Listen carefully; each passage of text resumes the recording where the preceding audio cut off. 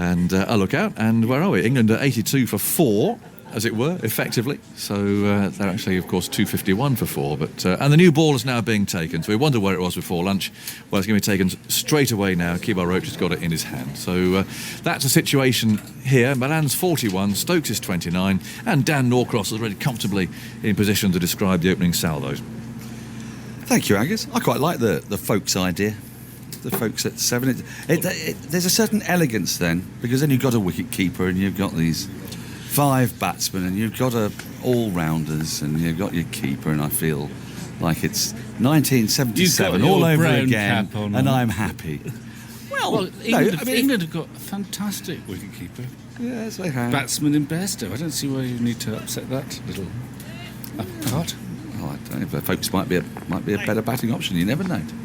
Not the Bairstow. No, not the Bairstow. Roach is in with the new ball. First delivery is defended not that convincingly by Malan. The ball lands just in front of his foot, his front foot, and there is no run. No, I'm thinking that maybe he's a better option, putting Bairstow up the order and then having folks at number 7 than having Westley at number 3. That's all I'm saying. That you have Root at 3 and Bairstow at 4. I don't know. 5. I don't know. It's virtually impossible. Stop there then. None of us know, do they? No, I mean, that's the problem. 3 slips, a gully and a sort of deeper gully. Malan down the leg side, a spectacular diving take from Dowrich, two-handed.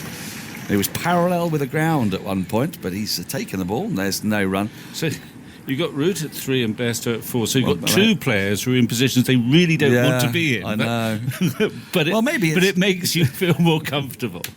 Maybe it's Malan at 4 and Bairstow at 5, Stokes 6, Woakes 7, Moeen Ali 8, Woakes 9, Broad 2 and Currans, Anderson. Perhaps Burns. No, it's not that. It isn't. No, definitely not. Batty, recall for Batty. Well, yes, off spinners do so well in Australia traditionally. Roach bowls a wide ball. It's not been given as a wide, which is upsetting to Andrew because the number of wides in this match are approaching a record. It's still a long way to go, but he'd have liked that to be a wide, and it very well could have been on any other day, but it's not been given wide outside the off stump. There's a marvellous conclave of close catches in, but no short leg. So we have 3 slips.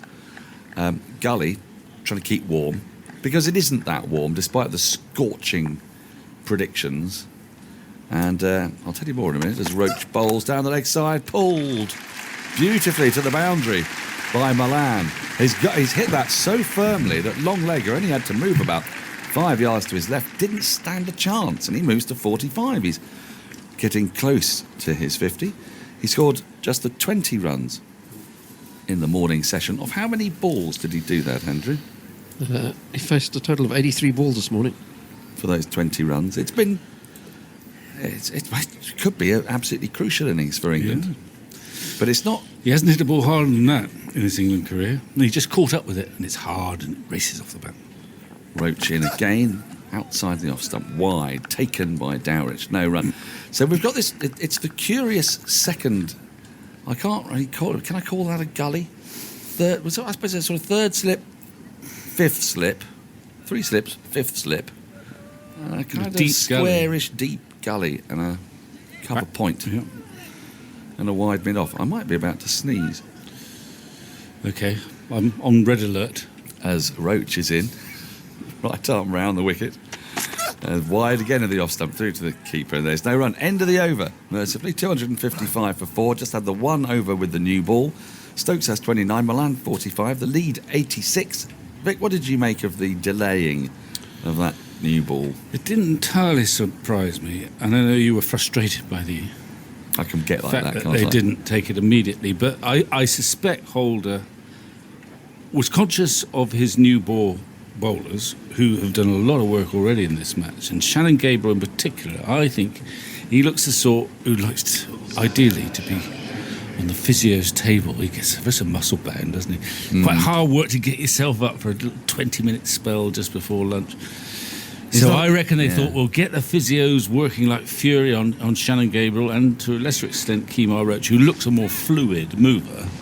If you were going to have and so we don't yeah. waste that new ball just before lunch. That's Yeah. that, and maybe try to sneak one, which they couldn't manage, to sneak a wicket with the spinners just before the break. What slightly scuppered them was that the spinners yielded a few runs in that sort of 25-minute period where they could have had the new ball. But this is important from West Indies. This is an important throw of the dice. The new ball taken. Gabriel thundering in again from the rugby stand end. He is, to Stokes, who's waiting for him, and he lets his first ball go through, and it's taken around about shoulder height by the diminutive Dowrich, and there is no run. Their bowlers have very different physiques. If you were going to have a limbo dancing competition, you would imagine that Roach would win it hands down. Yes. Gabriel would struggle to limbo under a fairly decent-sized high jump bar. That's right. I mean, he has the good grace as a fast bowler to demonstrate that for him it's really quite hard work bowling fast. I mean, some of them, like Michael Holding in his bob, it looks so effortless, but at least he has the decency to demonstrate that you've got to sweat like fury. Grunt and puff and groan. He's in now to Stokes, who lets another ball pass through outside the off stump, and that bounces just in front of Dowrich, and he's less than pleased about that. I think he might have hurt his fingers slightly. He's still on one knee, contemplating the pain in his left hand, but there is no run. At the risk of setting off a cliche klaxon, this is a massively important session. Well, we don't like cliche klaxons. You can't have we those, don't. We don't. But it is. If England are still batting at tea, then we're going through to a fifth day, I'd say. Oh, I think we're... You're pretty sure we're doing that anyway? Yeah. Unless wickets clatter to the new ball, which they might. Gabriel in on the pads of Stokes, and he can't really get hold of it, and it just dribbles out very, very gently. Milan's been Inside, quite no passive, run. hasn't he? But Stokes was typically a bit more forthright. He's played really well in this innings. He's been aggressive, but he hasn't been careless in any way. Began quite slowly again, didn't he? I mean, it started, I think it was in 9 off 34, or something of that sort. It sort of reflects the tension of the match. That, this is not necessarily quite yet the time for gung-ho cricket. Stokes has just played everything on its merit, but if it's there to hit, he's been keen to hit it. I might be exaggerating, but it was another slowish start. He's facing up once more, and he defends. Full ball on the pads up to mid-on. You're exaggerating slightly. Yeah. He was 9 of 25. First 9 of innings he was 25. 9 of 27 before he started Yeah. playing some shots. Well, I like it when Stokes does that, because it's what a proper batsman should do, as opposed to, an entertainer. Oh, well, at he's a number proper 6. batsman now. I mean, he goes about his business like a batsman. I still think it's helpful that he's got the additional freedom of being that all-rounder. You don't want to lose that. When he reached 15, his batting average went above his bowling average. Right. It will all change if he's out for fewer than 49 or so, won't it? But Gabriel is into him now. And he gets turned round. He gets thudded. Right on the body. And he's trying to pretend he's not hurt by gazing at the ground and pawing at it with his boot. But he's in some pain here, I think. That ball has come right onto that back thigh. He's not going to show any pain, is he? Near the area of greatest concern. I think it must have... It's not the ultimate... Unless he's hiding his pain extremely well, he's been quite lucky. There was a wry smile on his face. No physio summoned. Back in his crease. He's hard as nails, isn't he, Ben Stokes? 3 slips and a gully. Extra cover mid-off, mid-on. Next ball's driven off the back foot, quite aerially. And a poor bit of fielding by the skipper. Means that will go through to the boundary for 4. Should have cut that off, I think. He went down, he's a very tall man. He went down with his left hand, and it went underneath that left hand and ran up to the boundary. So we've had 2 boundaries after lunch and 10 dot balls, 259 for 4 England. Stokes with that moves into the 30s. He has 33. Malan has 45. Well, that was quite a good shot, that, wasn't it? I mean, a back foot driver. Gabriel was absolutely exasperated when it went for 4. But it beat Holder, partly because Holder is 6'7", and partly because actually Stokes hit that ball. There's a bit of anger in that shot from the previous delivery, I think. He hit that ball on a classic back foot drive. You don't see that very often. Very hard to mid off. He couldn't quite get there, and he's Suddenly he's got 4. Gabriel couldn't see that coming, therefore he was grumpy. He still is grumpy. We've got this Trixie field back in for Malan as Roach is in with 3 slips and sort of 2-ish gullies. Wide of the off stump again. He's not going to tempt him at the moment. Are they just trying to tempt Malan into indiscretion? He's looked most like getting out when he's been driving at balls outside the off stump. I think we were on together. He had that over from Holder. Yeah, it He's seems dropped. to happen more when Holder's bowling. The only trouble with this field, which is a 7-2 field, round the wicket, is that it tempts Roach to bowl so wide of off stump that if he wants to, Malan can keep leaving it. And West Indies got to make progress somewhere. Roach in again, and Malan does drive. He gets a thick inside edge. It squirts out to the onside. They've come through for 1. They shouldn't think of a second, and they don't. So Malan to 46. The lead is 91. England 260 for 4. Do they keep the same field for Stokes? Let's have a look. It's going to be No. one man, at least one man's coming out the slip cordon. We've got a deep point. They're going to have a deep point. It's still 7-2. There's one man's gone out to protect the point boundary. He's still going to stay around the wicket too. So there's 2 slips and then a 4 slip. It's a little bit like this business we had yesterday with the viral field, where they didn't like to be too close to each other. And Roach is in, and that's wide of the off stump, left alone by Stokes. Very wide. You're not going to be wasting this new ball. That's what I'm thinking. My instincts are that the new ball is a time where you need to get at the batsman. You need to make them play while the ball is hard and likely to do a bit and carry.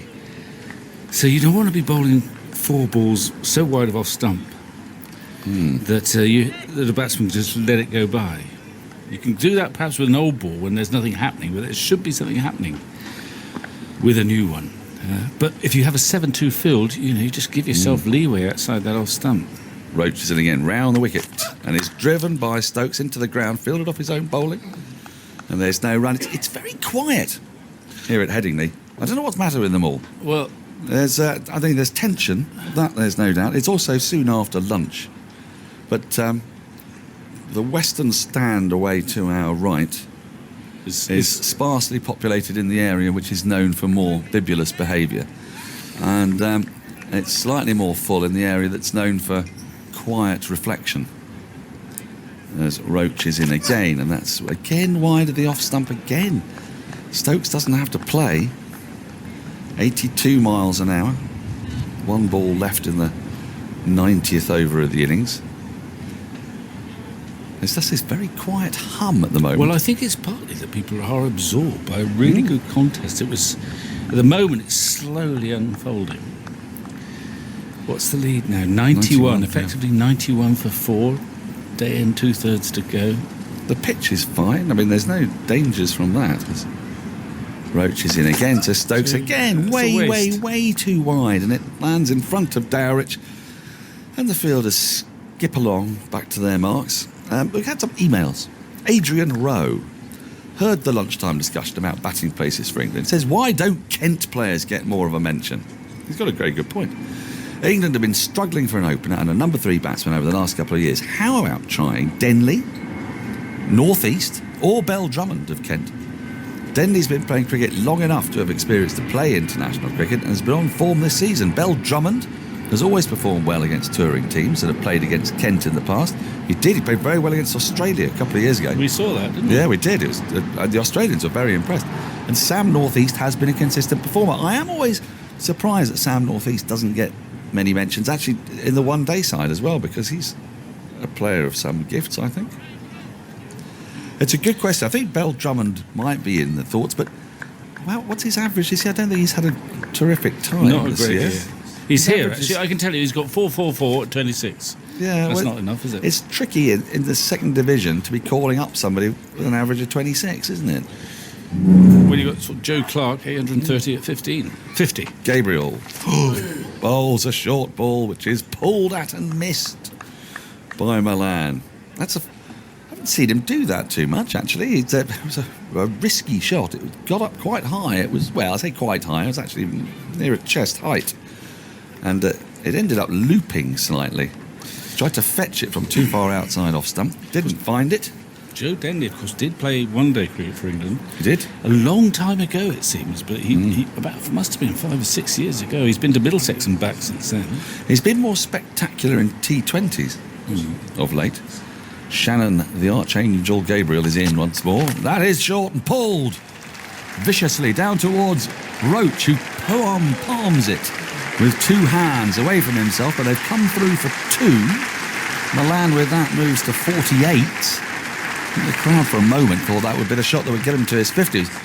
Not dissimilar to the 4 years against Roach. He seems to like to pull. It's an aerial for a while, but safe enough. Bouncing. Good bit of fielding, really, from a fast bowler. I get the impression Malan is minded to perhaps play a bit more aggressively. He knows that if he can get bat on this new ball, it will fly. 50 partnership. 132 balls for the 50 partnership. Well, it's quite a long time, but it's invaluable. And Joe Denley last played in February 2010 for England. Oh, 7 Wow, years as ago. long ago as that. Here is Gabriel in to Malan, who defends ball, puts it into the offside. They go through for a quick single. That's really good running. Gabriel hates it when that happens. It happened to him earlier today when Root did the same thing. And he seems to think it's entirely unreasonable for a batsman to get a run if the ball only moves 5 yards from his bat. But it is a legitimate shot. And England moved to 263 for 4. The lead 94. Malan just shy of his 50 on 49. You'd turn up on time if Bell Drummond was opening the batting, wouldn't you? Yeah. He's such a slight figure. Hits it with incredible power. And there's a sort of Caribbean, old style Caribbean element to his play. It's not much footwork, but there's great timing. But I worried about him this season. A bit flimsy. But against Australia, he looked really good. And Australia had a good side out that day, Canterbury. Here's Gabriel into Stokes, who lets one go by outside the off stump. Kept smashing the leg spinner. Whose leg spinner did he keep smashing? But he smashed one of them, didn't he? Oh, now you've got me. It doesn't matter. But there was. I wish you wouldn't ask questions. Must like have been that. a leg spinner in the touring party who probably didn't play much Test cricket. Yeah. He got 100 anyway. It was Nathan Lyon played mostly, didn't he? He did get 100. He got 100 very quickly. The Aussie journalists were in raptures about him. You can't trust them. No, well, I wondered if it was actually trying to pull the wool over all of us. A bit of a smoke screen. Because they're like that, aren't they? They all work together, the Aussies, for the common good. Or bad. Gabriel into Stokes, who defends the ball and pushes it up to mid-off. And there's no run. Well, they do, but there comes a breaking point.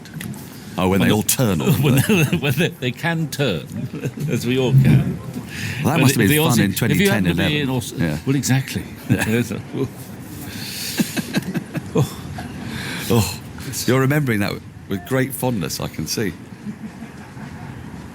I think that's right. In Adelaide, they used to have 2 press boxes, which tended to sort of separate between the English in one press box and the Aussies in another. Oh, really?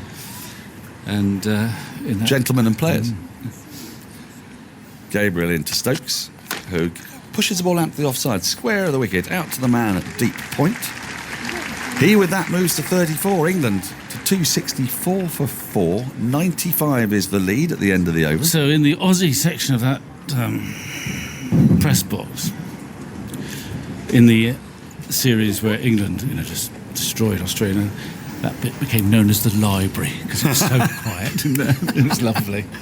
And would that be the first tour you had in Australia where it was like that? More or less, except that I was in Australia in 86-7 playing for WA, and that was nice because I just put a consoling arm around the shoulders of the odd West Aussie coming back from the test defeat. And no, don't worry, it's all, it'll be all right. One day you'll get us back. Yeah, I did my best. Little did we know it would be every day for the next 20 years. Anyway, I'm off. Simon Mann's back. Here's Roach going into bowl to Stokes, and Stokes produces a glorious extra cover drive for 4. That is a magnificent blow through the offside between mid-off and extra cover. He reached for it. It was pitched up by Roach, but Stokes had work to do as well. It wasn't a full half volley, it was on the up, and he had to go outside the off stump as well. That was a beautiful shot. And you hear that with a new ball, that crack into the middle of the bat, and my goodness me, it raced away. The lead is 99. 268 for 4. That staggered slip cord and waiting for the edge, hoping for the edge. Gabriel bowls very wide, and Stokes doesn't play at that. And I have to say that you sort of get that feel for the game. It just feels at the moment as if England are beginning to inch ahead. I know it seems a strange thing to say when they're 99 for 4 effectively. New ball's been taken. We're in we've had just over 20 minutes since lunch with the new ball, and it hasn't appeared to pose much threat, and it is occasionally coming off that bat very quickly. Stokes is looking very, very good. They need to get him out. Roach bowls to him. It's outside the off stump. That was a tempting ball from Roach, and Stokes go on, play that drive again, but this time he let it go by, and it's through to Dowrich. And I think you made a very good point that Stokes takes his batting. I mean, of course he would take it seriously, but he sees himself as a proper batsman. Oh, he is. And even though he comes in and plays all these shots and takes a risk every now and again, he knows the seriousness of this situation. He is using all his skill out there. Played some fine shots. His defence has been sound as well as his attack. Roach bowls to him. He lets that one go by. He's leaning forward as well, and it's through to Dowrich. I mean, if there is an injury that means that Stokes was able to bat but not bowl, he'd walk into the testing. Absolutely. Well, there was a game last year, wasn't there, Pakistan, I think at Lords, where he wasn't that fit, but he could have played as a batsman. Yeah. They decided not to, Michael was apoplectic. Well, I think he's improved since then, that's one thing, and maybe he hadn't played much cricket because of that injury coming into it. But Roach bowls to Stokes, wide of off stump, and he hits that firmly into the surface, and it bounces out to extra cover, and there's no run. Again, it went so quickly. Sometimes when you're square with the wicket, people who are here today, perhaps listening on their headphones will understand this. Sometimes when you're square with the wicket, you can't see the ball come out of the bowler's hand. You've just got to watch the batsman's end. I remember doing that with Malcolm Marshall one day. You just could not see it until it banked like a trampoline at the other end. With Stokes there, it hit so sweetly, it got to the fielder. It was like a mime. The ball just disappeared from sight. It was hit so sweetly, but no run. Roach bowls outside the off stump, and Stokes lets it go. And that was a fascinating over. Roach, he bowled the channel, he bowled the line out there. Well, I think Stokes hit him once through the offside and once hard to extra cover, and he let 4 go. 268 for 4. So I keep thinking they're bowling too wide, in that you've got to be, I think, a more aggressive line with the new ball. But having said that, Stokes is going for a few, but he's judging it so well. Yeah. I mean, a batsman, generally, if he's in, he likes a bit of width. But what Stokes is doing is he's assessing the length so quickly. So if it's 18 inches wide, which it often is, and it's not quite the right length at the moment, he lets it go. But if it was that fraction full, he's not going to let that go. And you saw one cracking off drive.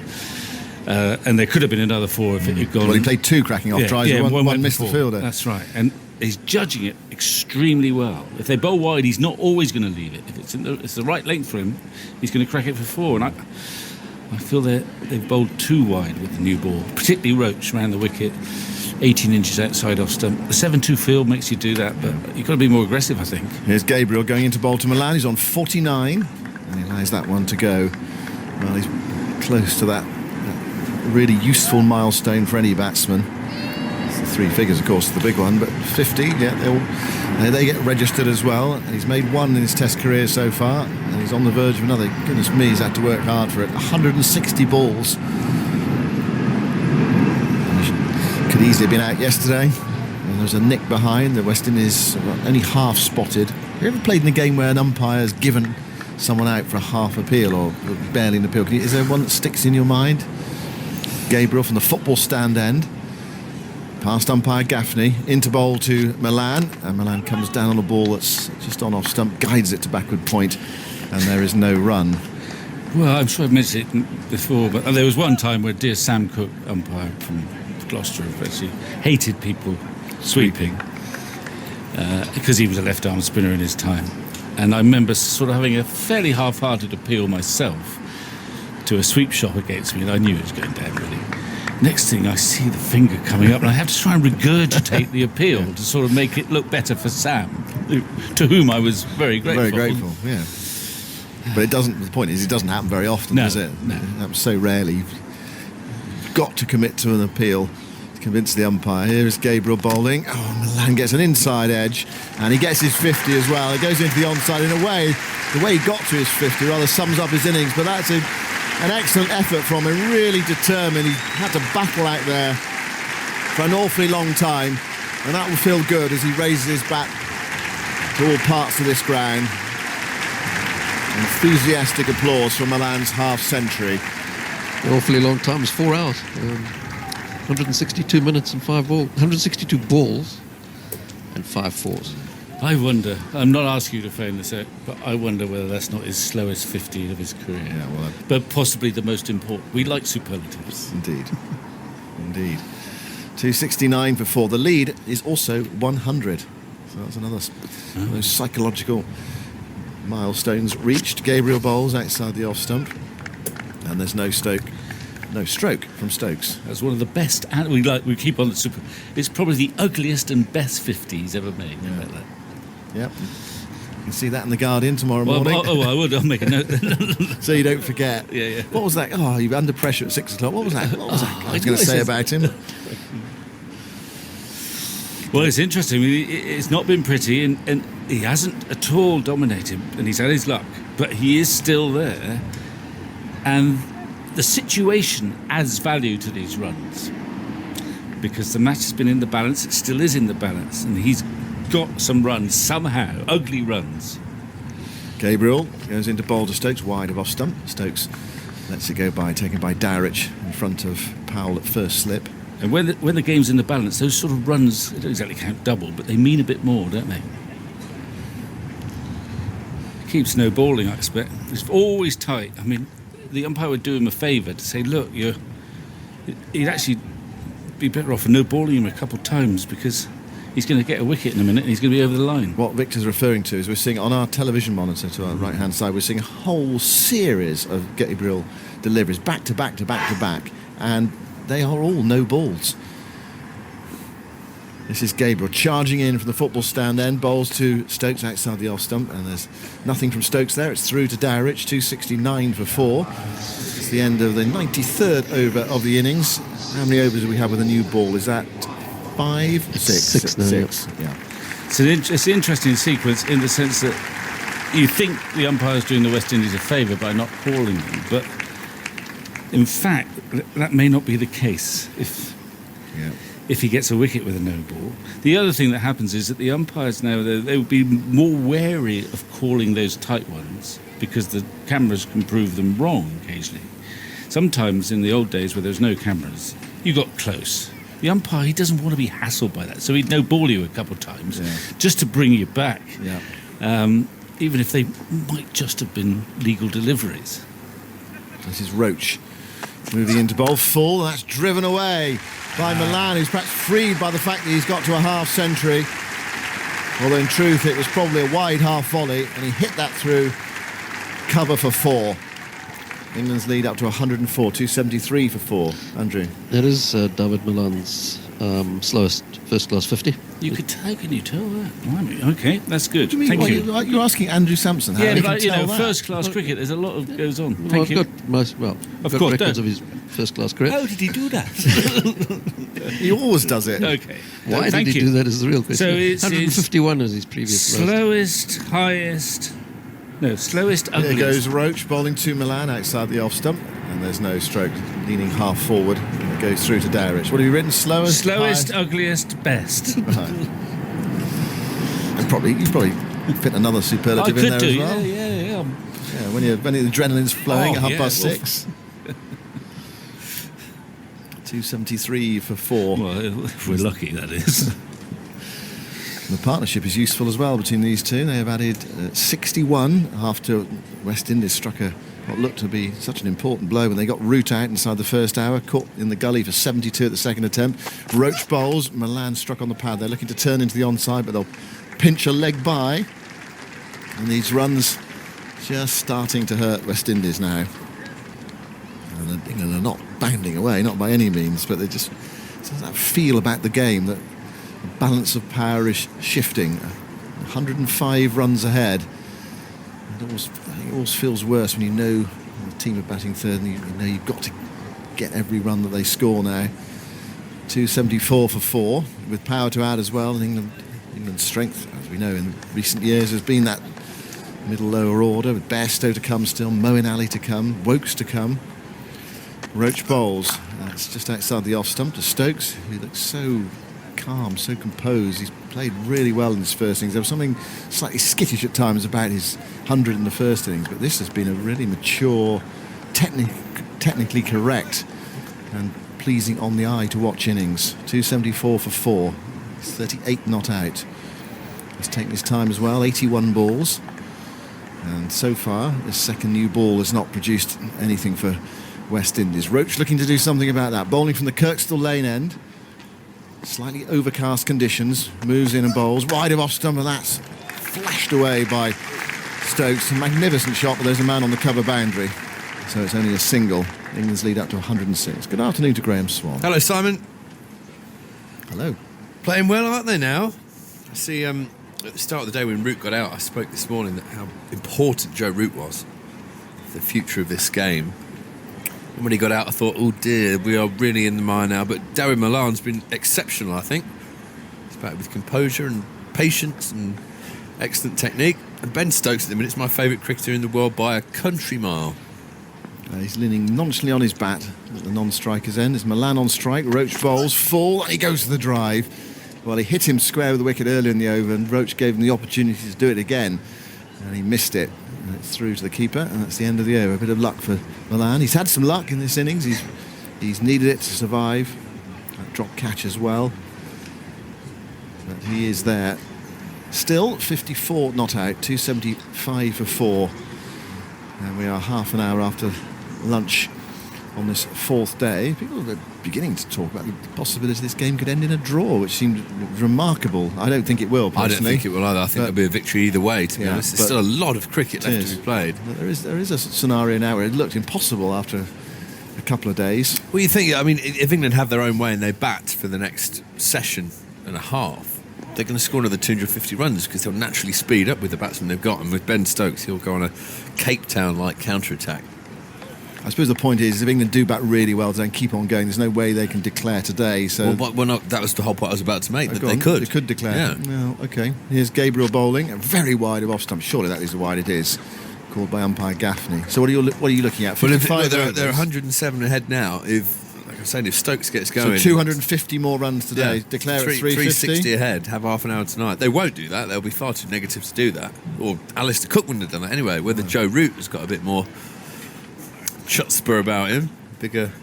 So 6:10 tonight. 350 runs ahead. Have 10 minutes at West Indies openers tonight. Half hour tonight, yeah. Or a bit 6 overs, yeah. But you know, that's unlikely to happen. That's the perfect case scenario. But and then it would be up to can West Indies bat out the final day of this test or match. could it'd be a good game. Or could they chase it? Yeah. Gabriel turns at that far end. Spit square in the last innings. I mean, Moeen Ali should get wickets. You'd think so, wouldn't you? Nice fine day today. Drying the pitch out even more. Gabriel bowls, and that's thumped back down the pitch. It just avoids the umpire and goes for 4. An extraordinary shot from Ben Stokes. I'm not exactly sure how he managed to hit it back at the umpire. It wasn't a classical stroke, but there was plenty of bottom hand in it. I'm not sure he timed it perfectly, but umpire Gaffney just went out the way there like he was evading a bouncer. It was a low full toss. Very low full toss, yeah, and he just sort of short arm jabbed it. It's very good. He swatted it straight back into the floor. Very good batting, actually. Hit it very cleanly. Used the hardness of the pitch to let the ball bounce over Chris Gaffney's head and run away for 4. Like I say, favourite cricketer in the world. Well, he's right at the top of his game here. 43 not out, 280 for 4. The lead is 111. Australia's score here in the second innings in 1981. Here's Roach bustling into bowl, and Stokes drives him through mid-on for 4 this time. That's another superb shot. This is high-class batting from Ben Stokes. It's a privilege to be here to watch it. Those who turned up on a bank holiday Monday are getting their money's worth. He goes to 47 and England to 284 for 4. He's just drilled West Indies fast bowler with a new ball back down the ground for 2 fours. Well, the one thing the West Indies doing here, they're really going for that very full length. They've listened to Jeffrey all week. You've got to pitch it up, get him driving. But you can't over-pitch. That was just 6 inches too full. And this ball's not swinging. That's very good news for England. Ben Stokes up in the ante. Perhaps what I was talking about before could very well be on the cards. Well, if West Indies want to win this game, they can't afford to see much more of Stokes with the bat. I don't think they'd want to chase more than 200, to be honest. No. That's 115 at the moment, still with 6 wickets in hand. We're down to 2 slips and a gully. 2 saving one on either side and a fine leg. Gabriel round the wicket, bowls to Stokes, who clouts this up to mid-on, almost as if the adrenaline is pumping through him at the moment. Very full again, wasn't it? Yeah, and he dragged a sort of drag punch drive to mid-on. There's no run. Well, if he stays in for an hour, this really is going to be entertaining. Yeah. Well, obviously every run that England score now counts double, doesn't it? Because the West Indians have to score it in their chase. And I think England, or Joe Root, will start allowing himself to look at the board now, saying, right, ideally, what lead would we like? Perhaps he won't be doing it quite yet, actually. Wait till they get over 200, but as an optimist, I'd be thinking that. Well, 150 at the moment, 2 quick wickets, 120 for 6, effectively. Yes. That's a different game. So that's the carrot for the West Indies to pursue. Gabriel round the wicket, bowls to Stokes. There's a no ball. It's driven sweetly. Another really gorgeous shot from Stokes, but straight to the fielder this time. It's a no ball. I mean, I think they could have called loads of them. Is that an ironic cheer from the crowd? I tell you, the one person in the changing room who'll be hoping for a massive lead, and it's about 6 inches over, it was a big no ball, who'll be hoping for a massive lead is Moeen Ali. Because having been in that spot as the spinner yourself, you know full well the pressure's on you. That wicket is turning, it's going to turn more. You're expected to win the game. So, like it or lump it, everyone looks at you, and the seamers feel like there's no pressure on them. They just need to take the shine off it. Though it's healthy if they get a few wickets as well. Yeah, oh yeah. And you've got to do all the. So you want a buffer. You want a few runs to be able to attack and not have to have men on the boundary and stuff like that. So Mo will want well over 300. Gabriel goes back over the wicket and he goes through the defence of Stokes. That was a good response. Stokes stretching forward. It's taken by Dowrich down the leg side, which suggests that it might have gone past the inside edge as I think Stokes came forward there. His first misjudgment for a while. It came dragging back. A lovely delivery. Well, just past the inside edge, just past the off stump. So close. Yeah, change of line going over the wicket, change of length as well, just dragging it back a yard. It was a perfect ball, just beat Ben Stokes for pace. Yeah, so Moeen Ali, not only do you want a big buffer anyway, you'd always like 260, 270 anyway. But if you've bowled badly in the first innings and he didn't bowl well, went for 80 odd for no wickets, you want a massive buffer, to be honest. Here goes Gabriel bowling to Stokes, who struck on the body there, runs down into the gully, and there is no run. He's not had a great game, mate. He's had a great summer, but not a great game here. 0 for 84 from 24 overs. He dropped that catch, and he was out for, 22 in the first innings.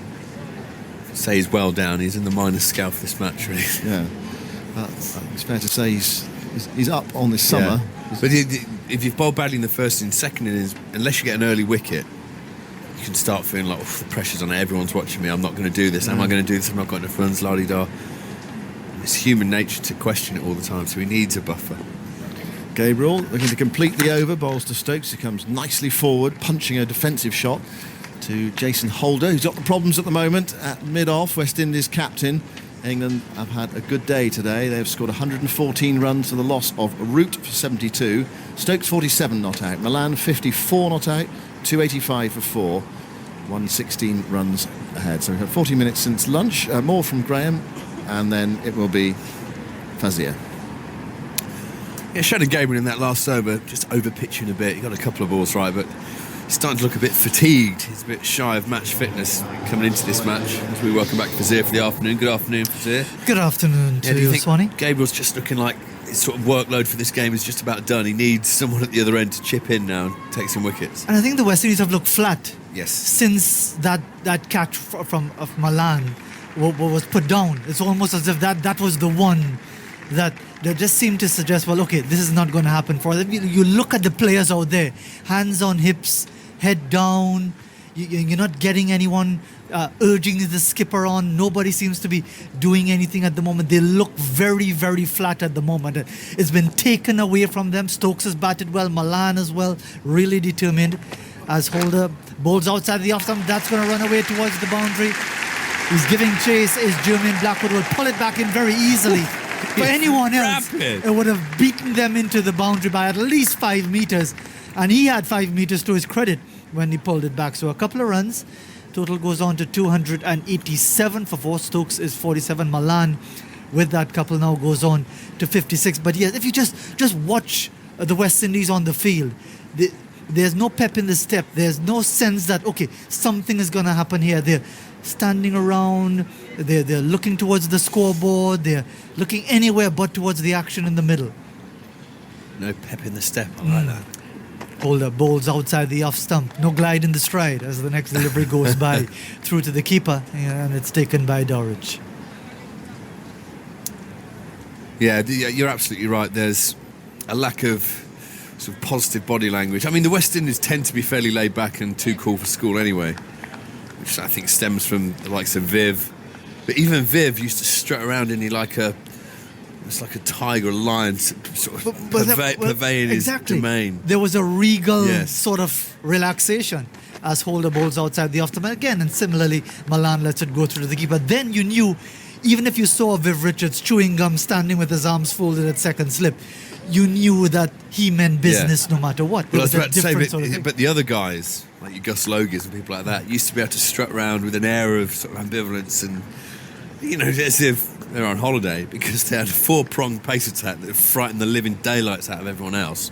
They held all the aces, didn't they? The other players in the team held all the aces, so they could be cool. Holder continuing around the wicket, delivery that jags into the left-hander Malan, plays it back along the pitch, 287 for 4, just the one casualty for England today, resuming at 171 for 3, just 2 runs ahead. They lost their captain Joe Root for 71, yet again falling between 50 and 99, taken at the second attempt at gully by Shai Hope of the bowling of Shannon Gabriel. The second new ball not taken until immediately after lunch, but it hasn't brought about the breakthrough that the West Indies have been striving for. The sun breaks through the clouds, It tries to. and Holder bowls full length, and he's on the front foot a bit tentatively is Malan, pushing it away out towards mid-on, and there is no run. And Holder, as soon as he came on, I think it was his first over when that chance was put down, wasn't it, Andrew? Because he came on, took over from Kemar Roach, beat Malan a couple of times outside the off-stump, and then drew him into the big drive, took the edge, and it almost bisected the keeper in the slip.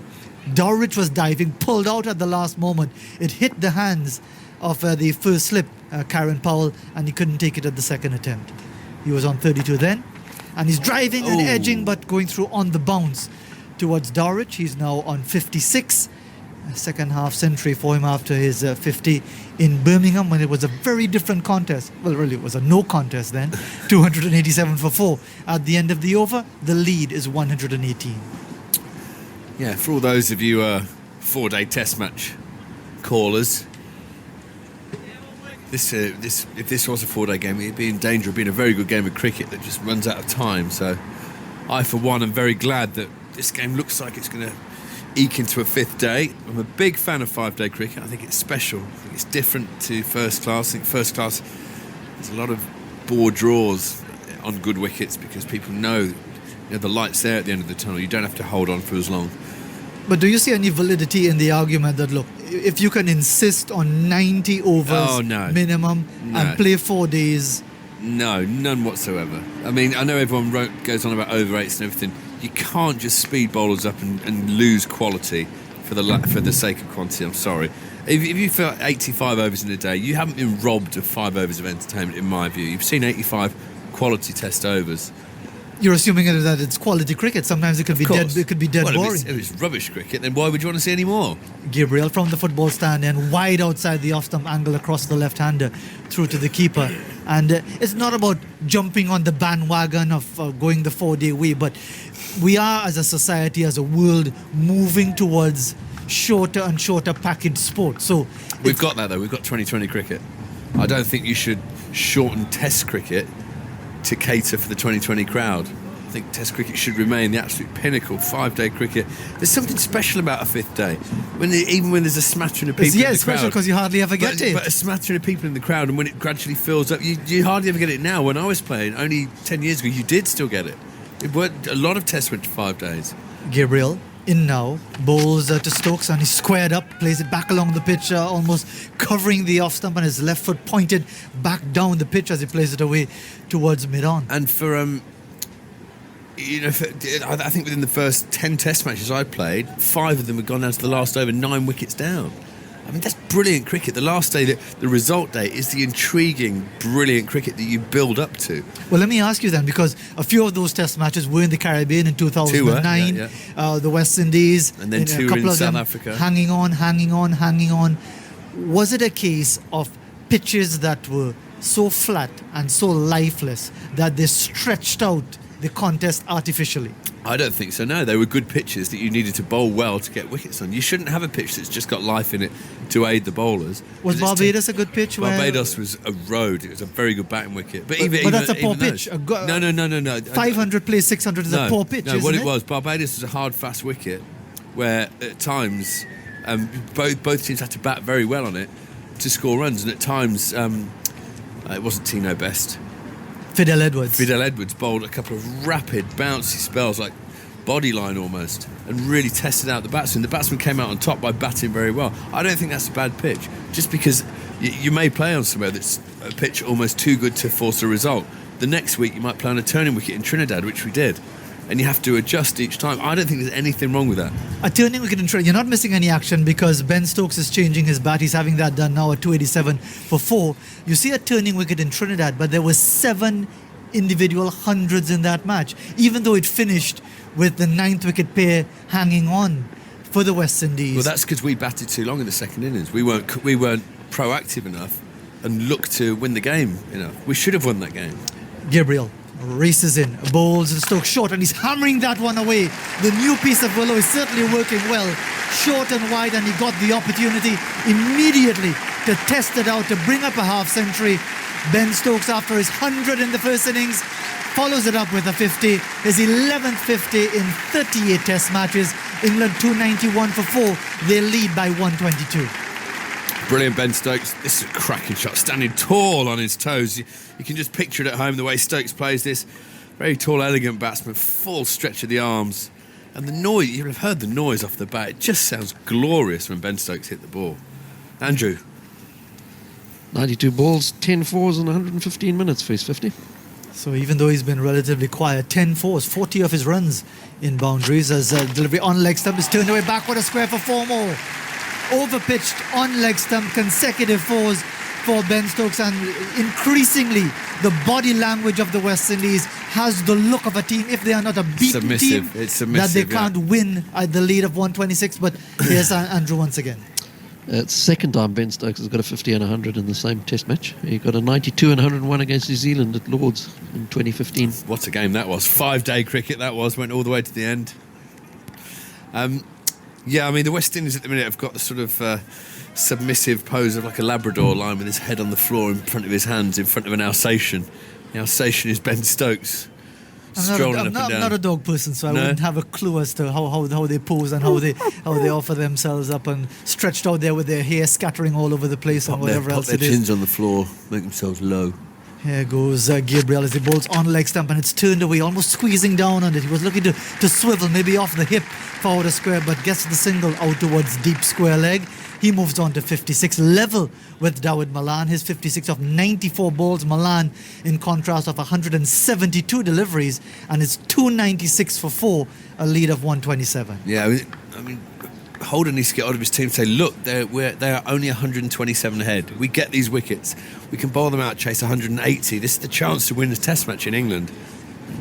Yeah, well, they haven't. But what they've got, Holden's at mid-off, he's not saying a word. Their wicket-keeper doesn't say a thing, doesn't say boo to a goose on the field. He's too busy concentrating on having, raising his own performance that's been fairly abject in the game. So they haven't got anyone out there grabbing the game by the scruff of the neck. Here goes Gabriel as he bowls outside the off-stump and is driven away by Malan. He's stepping it up now, over pitch, and he drove it on the up through cover for 4. An expensive over from a rather beaten-looking Shannon Gabriel comes to an end. His figures almost to 3 figures, 2 for 97. He stands after 24 overs. England's 300 is up as well. 300 for 4 after trailing on first innings by 169. Yeah, I feel for Shannon Gabriel. What did he bowl in the first innings, Andrew? How many overs did he send down? It must have been 15 or 16, was it? 17. 17 allied with 24 in this innings. That's a lot of overs for a big, fast bowler, especially coming back into the team. But he's been the best bowler. That often happens, but We haven't seen much of Kemar Roach in the second innings. We haven't seen much of the spinners. It's not been shared around a lot. It's just when your attacking option, when your major offensive option starts being blunted and thwarted, you need someone else to stand up. And who's that going to be for the West Indies? Because no one looks that keen to grab the ball. Well, at the moment, in the it's outfield. it's Holder with the ball in hand at the top of his mark, just below us from the Kirkstall Lane end. He's got figures of 2 for 52 from 24 overs. He's got 2 slips and a gully, backward point, cover on the boundary, mid-off, mid-on, mid-wicket, and a deep backward square leg. As he comes in now round the wicket to bowl to Stokes on the back foot, punching it firmly out towards mid-on. And I remember what you were saying yesterday towards the end of the day, talking about your captain never dropping his head. You talked about Michael Vaughan. Yes. And whatever the situation is, you don't ever want the opposition to see you, or your teammates to see you looking despondent. And Yes. and Holder, you look at him when he's not bowling, even when he is bowling. He's a tall man, he's a big man, but it's almost as if he's lost height by a Yes. few inches. His shoulders are sagging. They're He's not drooping. puffing his chest out, is he? As he's in again. Bowls to Stokes, was driving expansively, but inside edges away towards the onside. And it's picked up by Kraigg Brathwaite, who is himself, as a vice captain, an intelligent young man, but he's not the sort of individual who you will see geeing up the teammates, urging them on. He's very quiet, very introverted within himself. I haven't seen a single West Indies player clap for about 2 overs. Precisely. Not just say, keep going, boys, just paying lip service to it, but at least do something. Look lively. Here goes Holder. Bowls to Stokes, and again he's timing it so very well, but straight out towards the mid-on, where it's picked up by Devendra Bishoo, and there is no run. There you go. Blackwood had a bit of a clap then. 2 or 3 taps to the hands. Get Blackwood in charge. Say, right, what we used to have for England was Matt Pryor. We called it our bubble. He was in charge of the bubble, of the aura, the energy of the team. And right at this certain period of a game, he would say, right, this isn't good enough, and he'd pick on 1 or 2 people and say, oi, you're with me, come on, we're doing this now. He'd scream at Ian Bell or at Alastair Cook. Holder bowls, and he's almost taking a few paces down the track as it seems past the outside edge.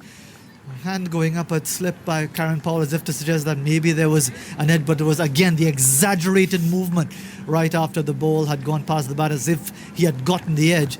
But getting a bit more adventurous here is Ben Stokes, because again, at this level of sport, at any level of sport, you'll sense when you've got the opposition down. Yes, exactly. You can sense when you've got them on the back foot, and now it's the time to put the boot in. And it's amazing how often, without realising it, everyone lets it slip at the same time.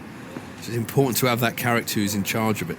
Holder to Stokes, and he's playing it back along the pitch to the bowler, and somebody's got to lift the West Indies. At the moment it isn't happening. But by Matt Pryor doing that, so he'd call upon, I don't know, it wouldn't be one of the bowlers, so he'd say like Ian Bell maybe, or Joe Root especially, so come on, we're doing it, and he'd get a couple of lieutenants in the field to help him out. It's why Matt was so wildly popular within the team. He was brilliant. It was only Kevin who didn't like him, because Kevin didn't like anyone but himself. And it was just this way of really getting everyone pumped and ready to go. Holder in the bright afternoon sunshine now bowls to Stokes, and he's playing it away out towards mid-on. End of the over. Malan is 60, Stokes is 56. I know what you're doing. You're feeding all of the social media fanatics 300 who love these comments and so on, just like the calypso from last night. It all fuels the discussion and the dialogue, and the lead is 131, England 300 for 4. We're hearing about KP, we're hearing about Matt Pryor and all of that sort of thing. So keep it going. I'm just trying to provide insight into what could go on there for the West Indies. Yeah, well, just you shouldn't focus on throwaway comments. Well, Matt Pryor indeed. The West Indies wouldn't like to have him around anymore. He started his Test career against the West Indies at Lords 2007 with 100. That's right. And, another one of those touring West Indies teams that were hammered from pillar to post. They lost that format series 3-0. Were beaten previously 4-0 in 2004, 3-1 in the year 2000, and even after that they took the Wisden Trophy when you were in the Caribbean, took it briefly for just a few weeks, and then lost it immediately after in England when in the month of May the West Indies were sent up to Durham. That was a nice touch. I'll tell you what else happened in the month of May, or it may have been April. I opened the bowling for England at Lords. I never thought that had happened, because it was the name of the opener, the left-hander from Grenada. Devon Smith was seen as a bit of one of my bunnies, And I just batted at Lords, and I ran off, and Strauss went, "We're going to give you the new ball, old boy." I said, "What, to bowl seam?" He was going, no, bowl spin. I didn't do very well with it. At least you had the confidence. I took the new ball from the pavilion end at Lords. The bowling at Lords. I'm pretty sure it was in a May Test match. Well, hopefully we'll be around when we get together at Lords, but I've always been fascinated. We're going to see a change in bowling, by the way. Roston Chase is going to be operating. There's something happening below us. Maybe it's a side screen issue once again. Shimron Hetmyer is on the field once again. We'll pick up who he's taken the place off.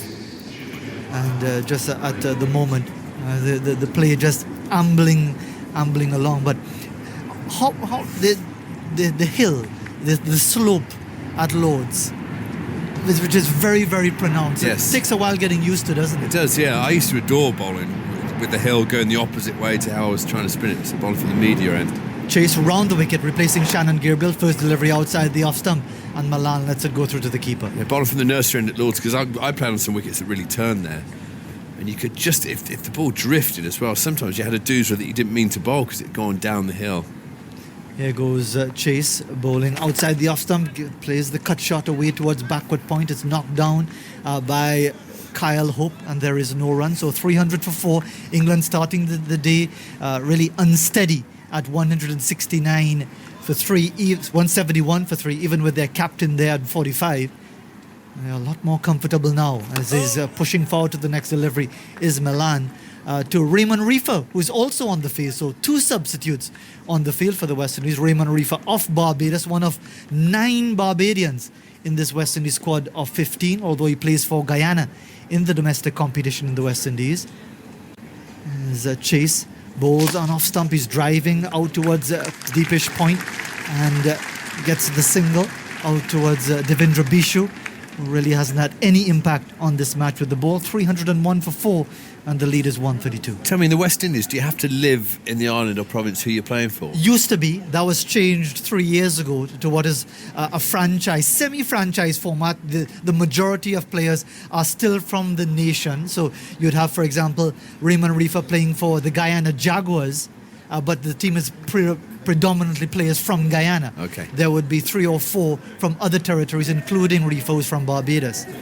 As Chase bowls outside the off stump, and he's letting it go by through to the keeper. The intention being not just to professionalize the game, to give players a decent enough salary, which is in itself a talking point, but also to give as many players as possible the opportunity to play first class cricket, because some might be not making their domestic 11s and maybe good enough for other teams. Yes. Delivery that's short of a length from Chase is stroked away out towards long on by Stokes for a single. He goes on to 57, and it's 302 for 4. End of the over. I can imagine that's one of the worst decisions you ever have to make. Which paradise Caribbean island shall I go and play for? There's a draft. There's a draft system in place. So it's actually the coaches who will sit down and they'll decide who do we want, who are of those who would be available. You'd be buttering up the ones you wanted. I think I wouldn't mind 6 months in Barbados a year. Or Anguilla. I do like the Leewards. I like the Windwards as well. The thing is, the Leeward Islands will obviously don't always play in Anguilla. They'll probably play one weekend in Anguilla, another weekend in St Kitts, another weekend maybe in St Martin. I could deal with that. You're selling it. You're selling this. The Leewards gets even tougher. The U.S. Virgin Islands. You could probably play. Have they got a spin coach? The Leewards. We'll ask them. As Holder round the wicket, bowls on off stump to Stokes, and he's forcing this one away out towards mid wicket. There is no run. It remains 302 for 4. Have the Bahamas got a team in your? Actually, the most passionate game of cricket that is now played in the Caribbean, and if you include the Bahamas, it's actually not the Bahamas, it's Bermuda. The most passionate game of cricket. It's called Cup Match. It's where the 2 teams from either side of the island, they play a 2-day match. It's a national holiday in Bermuda during the summer, because it is played in Bermuda.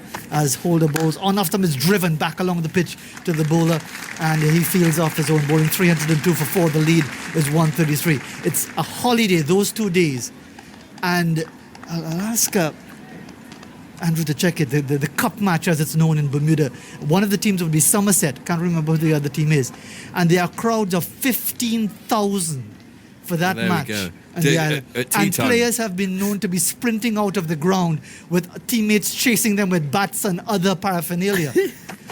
Delivery that jags back in to Stokes as he's looking to play it away towards the offside and rolls away out towards cover point. There is no run. You know what shape the sandwiches be at tea time, don't you?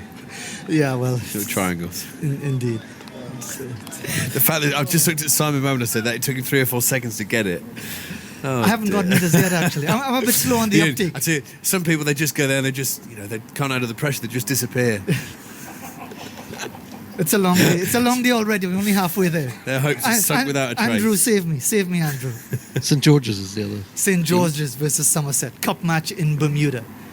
As Holder bowls down the leg side, looking to help it away. Misses a shot taken by the keeper. 15,000 is not a bad crowd for an island that's only got about 65,000 people on it. Yes, indeed. There's a lot of Americans as well in Bermuda, aren't there? I think they go, oh my God, what is this? Well, it's a British colony. So Well, of course it is. Of course, they're still servants to the crown. Dear old lady in Buckingham Palace, 4,000 miles away from us in the Caribbean. As Holder reaches the top of his mark, and of course... Who listens to TMS, will they? Oh, okay. Good day, Your Majesty. Good day, ma'am. Good day to you. Good day to everyone there, having a good life. Silver spoon and all that. Next delivery on off stump. Say what you think. Played away. Don't hold back. Off towards deep cover. Well, it's got a constitutional crisis here. Vorney, I'll let you take over. Yeah, probably from a republic. Coming towards the end of the over. 303 for 4. The lead is 134. Stokes moves on to 58. Malan is 61. Michael Vaughan, former England captain, someone who never dropped his head as a captain, probably one off an encouraging word to Jason Holder. If he could put the England colours aside, tell him to lift his head, to lift his teammates at 303 for 4. Holder 2 for 53, coming to the end of his over and pushing it away out towards mid-on, where it's picked up by the sub Raymon Reifer. The end of the over. Time for a drinks break. Time for me to make my farewells. Also, Michael, I'll leave it with you at 303 for 4 after exactly 100 overs of the innings. Stokes is on 58. Malan is on 61, and the lead is 134. Michael, and then it will be Agus. Yeah, cheers, Faz. Yeah, the West Indians, they look a beaten side. It's that second new ball. The ball hasn't done a great deal, so there's not a huge amount there for them, but they do look like a side. I thought pre-lunch, actually, when they kept the spinners on, spread the field, Bishoo bowled a few overs without any real pressure around the bat. It gave me a little bit of a message that Jason Holder was worried about runs, and I think that morning session was so important for the West Indies. Just go for wickets. Yeah, the drop catch of Malan at first, that should have been taken. Good catch to get rid of Joe Root, but you just feel now that the off spinners just bowled an over, and it was a one-day field to Ben Stokes. Mid-on on the boundary, mid-off on the boundary, cow corner on the boundary, another sweeper on the onside, a cover point on the five fielders on the boundary. Yeah, well, danger now, surely. And what I'd like to see Malan do, and of course Stokes and the rest, but Malan, because of the way that he's played and his reputation, is to really step on it now. I think West Indies are here for taking. 134, I mean, if they whack up another 130, 140 runs quickly, I think they could take him. Yeah, I mean, I don't think they need to change the gears, Aggers. I mean, they're only 130. I'd like to see it. When you see Malan play, that sort of positive... Well, he's just played a nice drive off Gale. Yeah. I just think you keep batting. I mean, there's another day left. If England bat the remainder of the day, yeah, there'll be plenty in front, and they'll come Have they tomorrow go with tomorrow? a few clouds around. It'll be, right, let's get the ball in hand, but just keep playing. They're going to score. They're going to score quicker, you would expect, from now on in, because of the way that the West Indians are set in the field. They look a tired bunch. Yep. Get into them, I say. Essex, 130 for 8 against Somerset. In the Championship, you'll find every ball of every game on the website and on our app as well. It's a long, leisurely drinks break, this. Not much going on. Nick Cook's out there, the fourth umpire. He'll be trying to chat away and raise morale amongst the umpires. They're doing pretty well. There have been a number of overturned decisions, as we know. But, anyway, he's one for keeping morale up. And slowly but surely, people wander back into their positions again. Stokes and Malan touch gloves. Malan 61, Stokes 58. They've put on 91 together. But with the batting to come, Bairstow and Moeen and Woakes and... Well, this West Indian team now, because they've got the body language of a side that they just don't know how to win. Yep. they don't believe they can win. Well, They've got to say themselves, look, 2 on this, 140 for 6. Yep. Just get 2 quick wickets, then you've got Moeen Ali coming in. You just never know. I mean, you're looking at the way the pitch is playing. It's probably played best in the last hour than it has done for a couple of days. There's been no movement. You could chase 220 on here. But you're not going to get yourself in that position if you just kind of droop around expecting it to happen. No. And make it happen. But as we all know, once you get in a trough, it just becomes the norm, doesn't it? Somebody's got to get yourself out of that, and only a couple of wins will do that. Yeah, I mean, it's almost as that they should realise they've got nothing to lose. Because no one expected them to put in the performance that they have done already in this Test match. They've played so well. Now just go for the jugular, go for the win. Yeah. Get a few fielders up. This is better from Jason Holder to Ben Stokes. Mid-on, he's going to be on the single. He's got himself at mid-wicket. Just the one fielder on the leg side boundary. 45 catcher on the onside, a slip. Cover point and mid-offer on the boundary. I don't mind that. Probably bring extra cover on the drive. Catching, but it's all ground to a halt. I think it's been about 7 minutes since the start of that drinks break. We haven't had a ball now. There's some sort of fiddling around going on out there. Chase is ready to continue, and the ball eventually is tossed in. So Stokes over his bat then. He's on 58. Chase still doing something with his field. As now finally he comes in round the wicket and bowls, and Stokes launches this high down to long off. Is he going to be caught, or is he hit it over his head for 6? He's caught on the boundary at long off, the first ball after drinks, and he looks most dejected. Stokes, he can barely drag himself away. Brathwaite takes the catch, and Stokes out for 58. Well, I don't know whether he was lured into that or quite what he was doing. In fact, I'm not sure Stokes even knows himself. He's walking off, looking at the replay on the screen. He got right underneath that. It was like a golfer chipping up to the flag. And a nicely judged catch out on the boundary. Well, that's a bizarre dismissal. I'm trying to think where Stokes was trying to hit that. He's not trying to launch it. Looks to me he might have tried to just been hitting it over extra cover.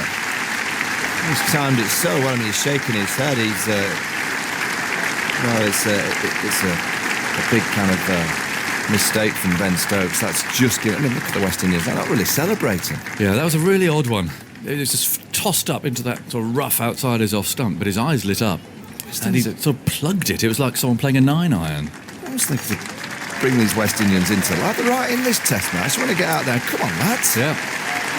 Got England 5 wickets down. Bairstow in. A couple of quick wickets now, and they're into the likes of Stuart Broad soon. Well, it certainly brought the game to life again. The crowd know it.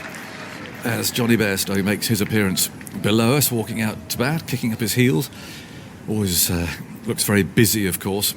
But no, you need the West Indies to really believe that they're back in this again. Still a few hands on hips and so on out there. But anyway, it was a nicely judged catch. The Headingley jinx, if that's what we can call it, strikes again. It's a remarkable stat, that, Andrew, if I heard it correctly, that no batsman in first class or Test cricket has scored 200 in the same game here on this ground.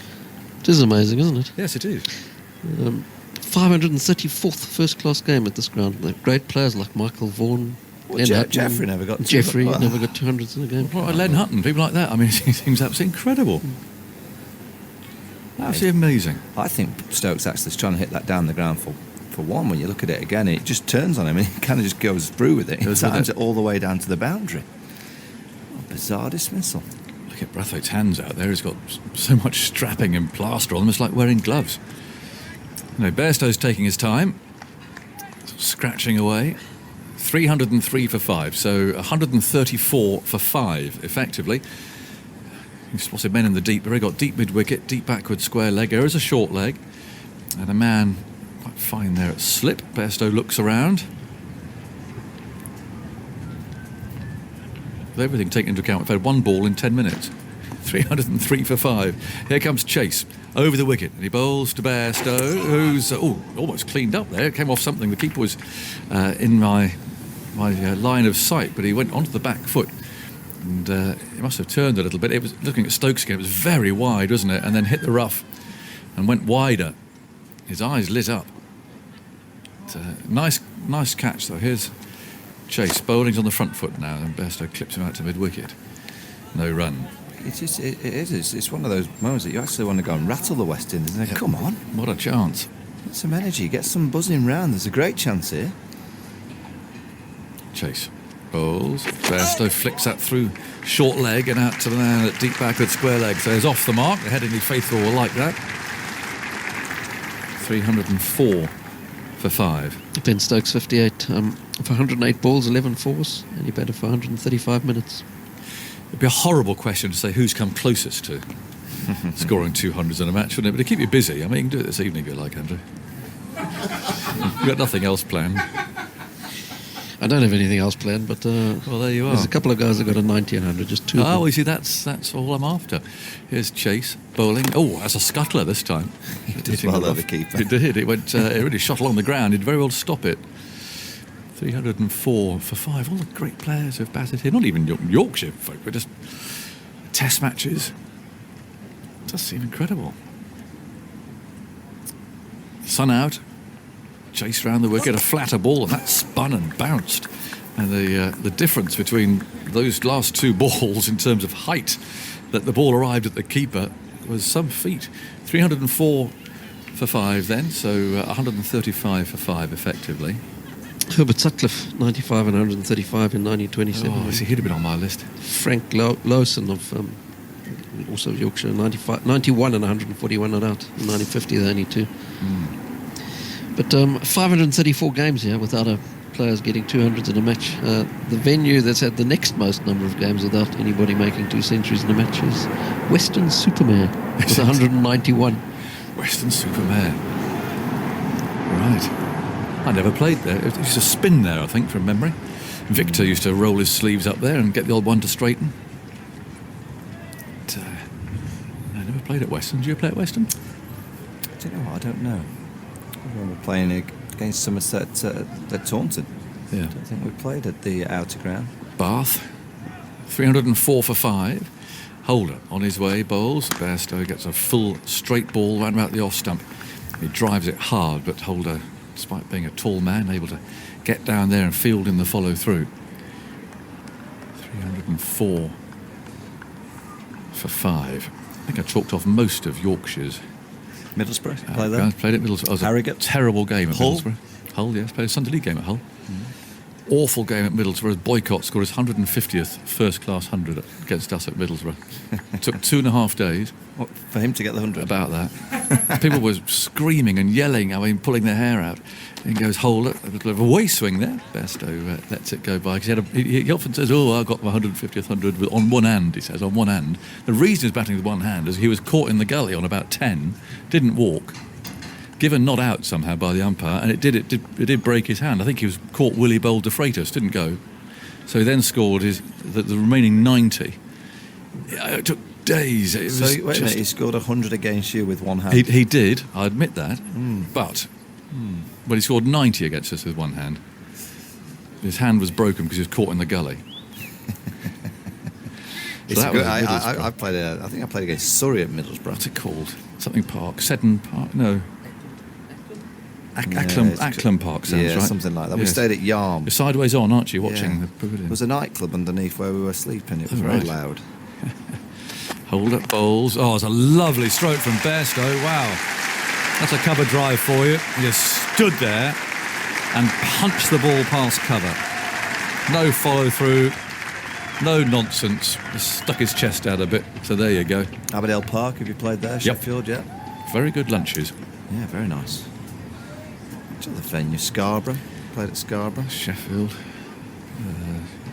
Played Scarborough. Bradford. Bradford Park Avenue. I scored my first class 100 for Yorkshire there. Well, the championship 100 against Somerset. Holder runs in, bowls, and back goes Bairstow, looking for another 4 through third man, but can't beat the backward point. They've done it all up again now, haven't they? I think Yeah, they've that's been right. back. Yeah, that was launched recently. I was on the academy there. That's where we used to train every day. Yes, Hull, we played a Sunday. I think Jeff Cope might have played in the Sunday League game. He played at Hull. Boycott certainly played. A long time ago now. Used to like playing at Harrogate. Fast outfield. Yes. Tilcon Trophy. Yes. 308 for 5. Holder runs in, bowls poor ball down the leg side, and Bairstow watches it through to the keeper. 308 for 5. That's most of them, isn't it? In fact, we very rarely... Barnsley, would you play at Barnes? Maybe in the second 11? No. We very rarely played here, actually. Didn't get Headingley very often. Well, I started in the 90s. How many games would we have played here a year? Maybe 3? Definitely played at Scarborough, Harrogate, Sheffield, Middlesbrough. These ones. 308 for 5. In goes Holder down the leg side, and that's beautifully clipped again by Bairstow for 4 more. Really flew through square leg down into the boundary. 312 for 5. I was reminiscing with Andrew earlier about the DB close 11 matches that we used to play up at Scarborough towards the end of the season. Usually I think the last match by the touring team. Oh, we had some fun, and of course they were first class, so Closey was all going out there. In fact, the one we looked up against New Zealand I remember very well. Closey got 50. I mean, I don't know how old he was, but was he 50? He was, yeah, he was 51. Yeah. I think he scored 51, didn't he? Oh, it's extraordinary. Lance Cairns hit me out of the ground. I think it's still going. Massive 6. Happy memories, but dear old Closey took it so really seriously. Still feel it at a short leg, age 50, without a helmet on. I remember him. It's Chase bowling, darting this in, and it's played by Malan back to the bowler. When the academy team joined the leagues, I don't know what year that was, but he came and captained the academy. Yeah, he was the captain. Yeah, he used to lead the academy on a Saturday. Chase bowls down the leg side, stopped by the keeper, but not cleanly. There's no run. 312 for 5. He was amazing. Oh, I remember him running in the bowl in that New Zealand match. He was literally short leg, almost by the cut part of the pitch. I think, no, I'm not good enough for that. He's got some good players in too in his side. It's Chase round the wicket, bowls, defended by the batsman, but it was very much the last match for the tourists of a long tour. They went up there and had some fun. It's a great place to play Scarborough. Yeah, absolutely. It really is. It's a nice ground, always a good atmosphere, always a good turnout. Chase bowls. Oh, that turned and dropped just in front of the man at backward point. Malan, again, knew nothing about that. Not his fault. It spat out of the rough. Took, I reckon, the shoulder of the bat to get out there. Well, he'd been caught in the gully very easily. He pushed at it. It really went. And the man at backward point couldn't quite make the ground to come in. But again, a little stroke of good fortune there. It was a brute of a ball, and Chase again comes in, bowls very flat, darting that into leg stump. It's defended. It's just another reminder to the West Indies, isn't it? I mean, it's quite low hands actually. Yes, he did from play low. Malan. Yeah, absolutely. Having seen that replay, just got to be careful. He was out to the off spinner at Edgbaston. Chase again, bowls to him. Oh, he's bowled him. Cleaned him up, and Malan stands there now, and he's out for 61. It didn't seem to do an awful amount. He was on the back foot. It darted it through. I mentioned that Chase is bowling quite flat, but it did turn. Looking at that replay, round about Midland leg, I think it did turn. But whether or not he should have been... Well, it's a decent cherry, isn't it? Yeah, it is. Nothing more. It's a decent cherry. Well played, Dawid Malan. But I tell you what, the West Indies right back in this test match. What a game now. 143 for 6, effectively, as Malan walks off with 61. 186 balls he battled away for. It wasn't a pretty innings, but he showed a lot of temperament, a lot of character. But he's out, and, it'll be Moeen Ali to come in now. Well, I tell you, the West Indies have got to just raise the energy levels. Yep, absolutely. Come on, just grab this man, win this next half an hour, get another couple of quick ones, and they could quite easily be chasing 180. Dan's coming in here. It's a decent ball. I mean, it's a little bit of spin. It's been a good over from Roston Chase. I think Dawid Malan will just be back in that dressing room. Wait a minute, I could have been more committed there. Could have smothered it. Just spun a little bit. It's signs that Moeen Ali will be coming into the game in the second innings. He needs to score a few runs first, but Jason Holder, he's got to realise as the skipper, just rally the troops, rally the West Indies and just say, come on. This is a game, isn't it? Yeah. This is a game. This is set up so perfectly. 143 ahead, 6 wickets down. The ball's turning. I still think, though, that the pitch, generally, I think they could chase 200. I know they'll get nervous, I know all that, but... Well, when you chase 200, Dan, you know, one player gets you 70 odd and you're very close. You're very close when someone just gets you a nice 70. But can they cope with the pressure? One thing's for sure is they've got to believe. Well, that's if they can get... If they've got nothing to it. lose. Don't worry about it. They've got nothing. No one expected anything this week of you. Just go out there and have a go. Exactly, and it might not be 200. Holder in to Bairstow, who pushes the ball out to the offside field. In the gully region, there is no run. Oh, those 2 wickets after the drinks break. I mean, England were just... It was too easy for them about half an hour before the drinks break. They looked so comfortable. And now, sorry, Andrew, you're going to give me Dawid Malan's details, I believe. Yeah, about nearly 5 hours, 293 minutes, 186 balls and 7 fours. It was a long, long vigil. He unfurled some nice shots after lunch as well. He was a bit more tortuous before lunch. As Holder is in again to Bairstow, lets this swing away into the gloves of Dowrich, and there is no run. But 143, I mean, you know, you could certainly see the West Indies picking up 4 wickets for 40-odd runs, and we've just seen how much that ball turned, straightened, we should say. I mean, it's the same thing, from Roston Chase to get rid of Dawid Malan. TV suggests a difference in line of 35 centimetres. Yeah, I think he just switched off a bit there, Dan. I think he can play that Malan. Next delivery is wide. The off stump keeps low, goes along the ground. What did he do wrong? He didn't hit it. I don't think he smothered it. I don't think he got caught on the crease. He gets done for length. He could have got his foot out to the ball and kind of smothered it. I'm not going to see a replay, but it's certainly a ball that, of course it spins a bit, but the ball has been spinning, so you've got to expect it's going to spin. That last ball from Holder just died in the surface, bounced 2 or 3 times through to Dowrich. Well, I'll tell you this, I don't think we're getting a draw. As Holder bowls a full ball, which is worked up to mid-on, and there'll be no run. Moeen Ali against the spinner will be interesting. He does like to play a few shots against that off-spinner, just spinning it out of the edge of the rough. That's going to be good fun to watch. Anything could happen. And he goes early, doesn't he, against the spinner? He often goes second ball, isn't it? First ball he usually looks at. Second ball, he goes after it. I think these two have got a knuckle down for half an hour. Here's Holder in again to Bairstow. Gets forward in defence to a full ball on middle and off. Gets a bit of inside edge into the pad, rolls out to the offside. I've just been sat with my cousin, Yorkshire statistician, who said to me, I thought somewhat complacently, he said, if England win either of the next 2 games, then Joe Root will become the 5th England captain in history to win 5 home test matches in a summer. Well, I'm not sure they're necessarily going to win this one yet. There's Holder bowls, and that flies away for 4 byes. That has swung miles after it left the batsman. Poor old Dowrich.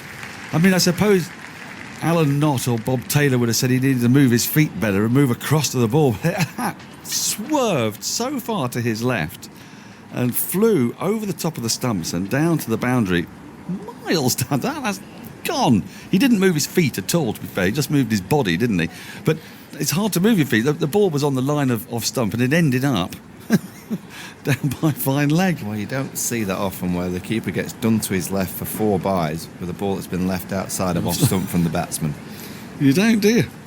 Anyway, I'm no keeping expert, but I think he should possibly have stopped that one. He should have moved his feet quite quickly to his left. Foot. It was a little bit MS Dhoni-like, wasn't it? You know, Dhoni always reminded me a bit of a Sabutio goalkeeper. And he would sort of fall from one side to the other. Anyway, England lead by 147 now. They're 316 for 6.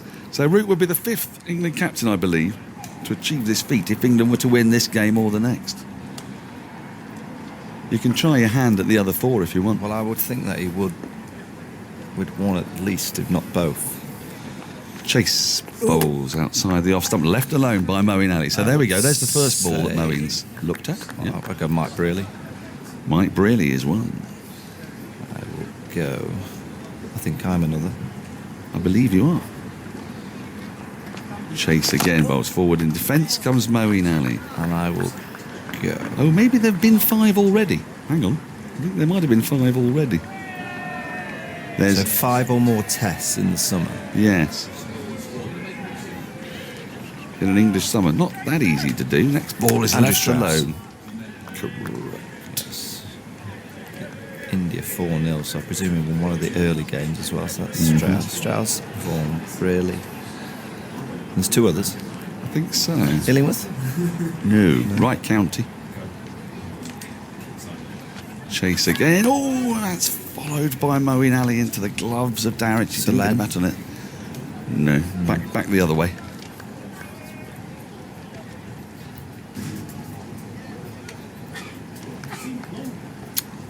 I think Nasser Hussain I don't think would have done. Correct, he didn't. Atherton wouldn't have done. Definitely not.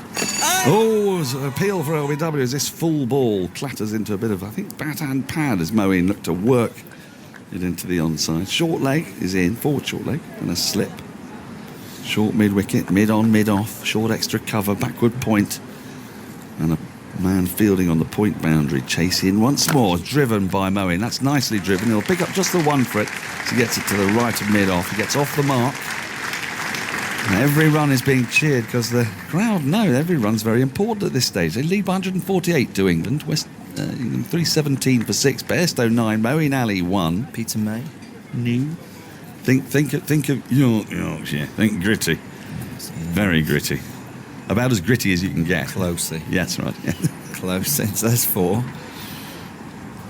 Now, I think he told me. Who's the fifth then? Well, I think he told me. Did he tell me that Alastair Cook had managed it? Oh, yeah. Yeah, it would have been Cook.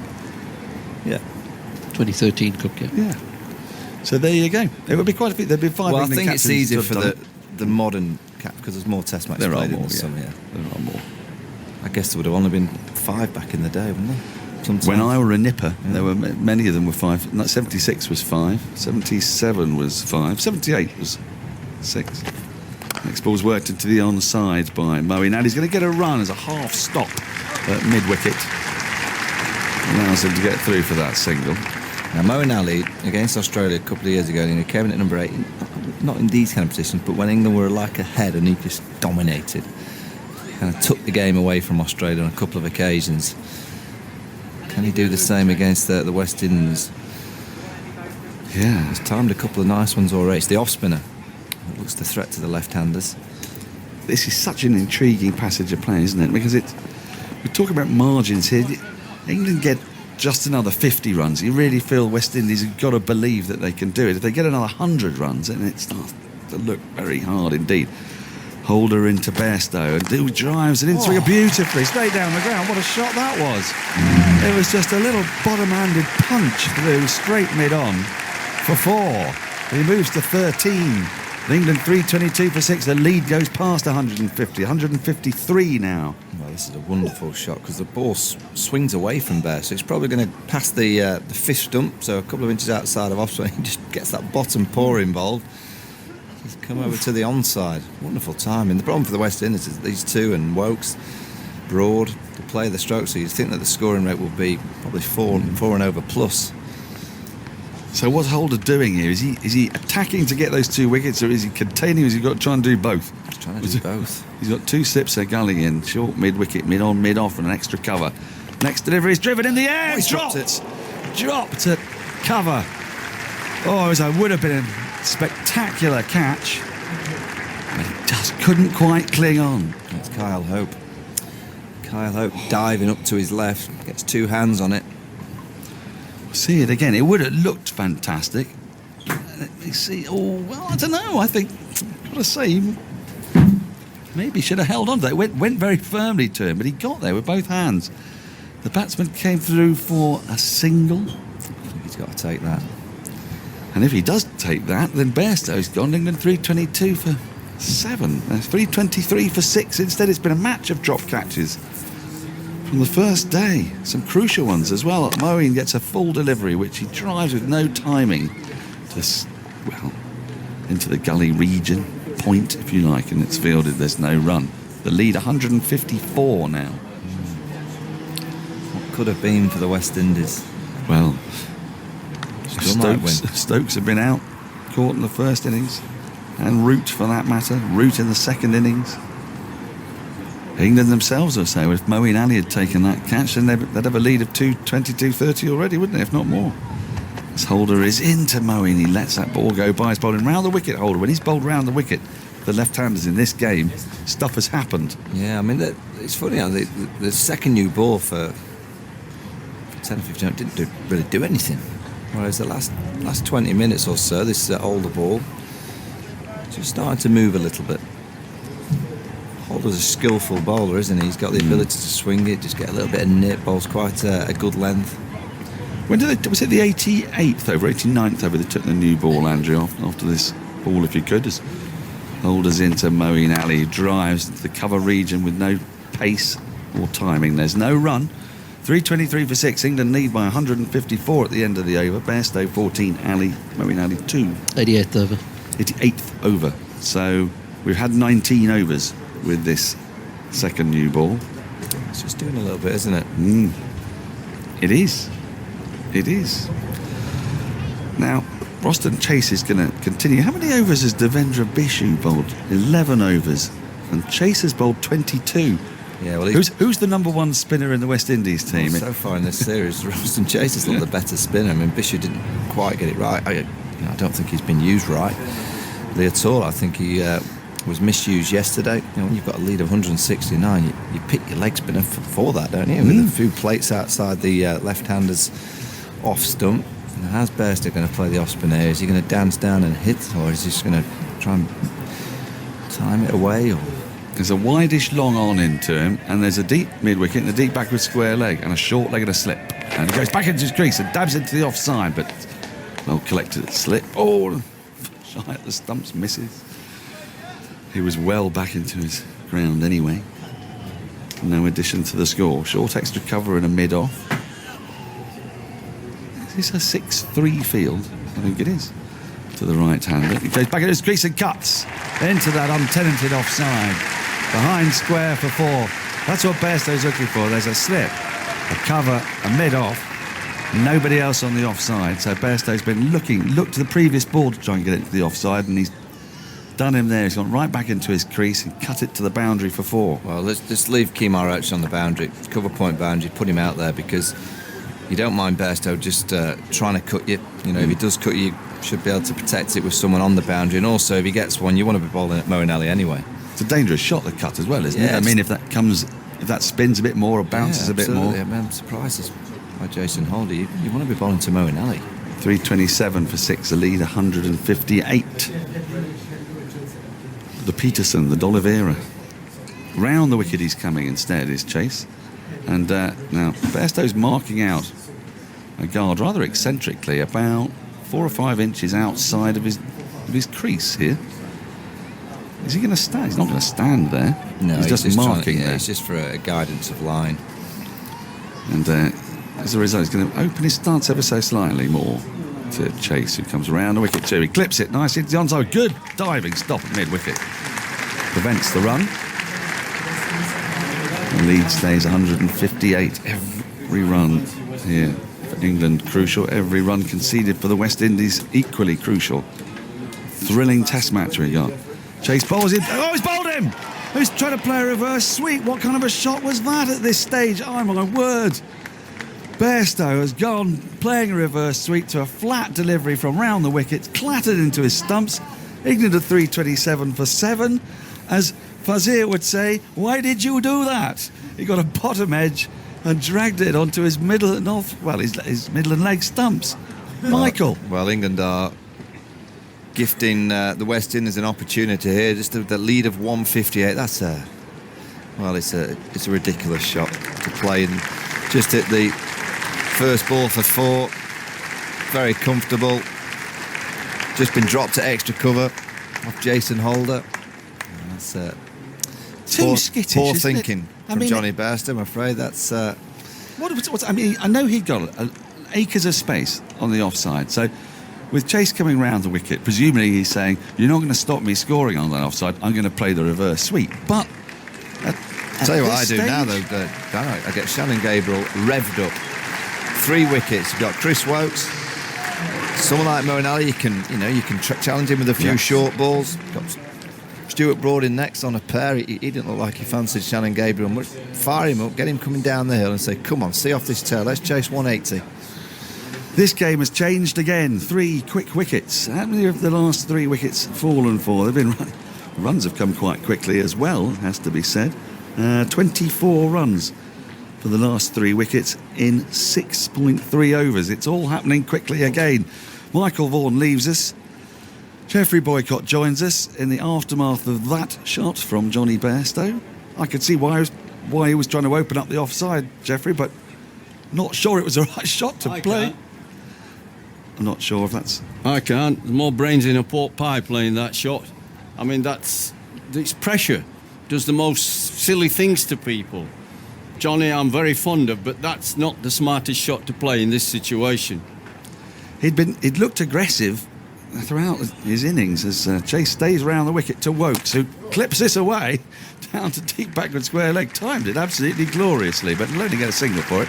There's a man out there, 328 for 7, the lead 159. Woakes is off the mark, and England are putting themselves in a position. They looked like they were in a position from which they were going to go on comfortably to set a large target, and now they've lost 3 wickets. I've been saying all time. along, I still slightly West Indies ahead. I've seen these matches many times.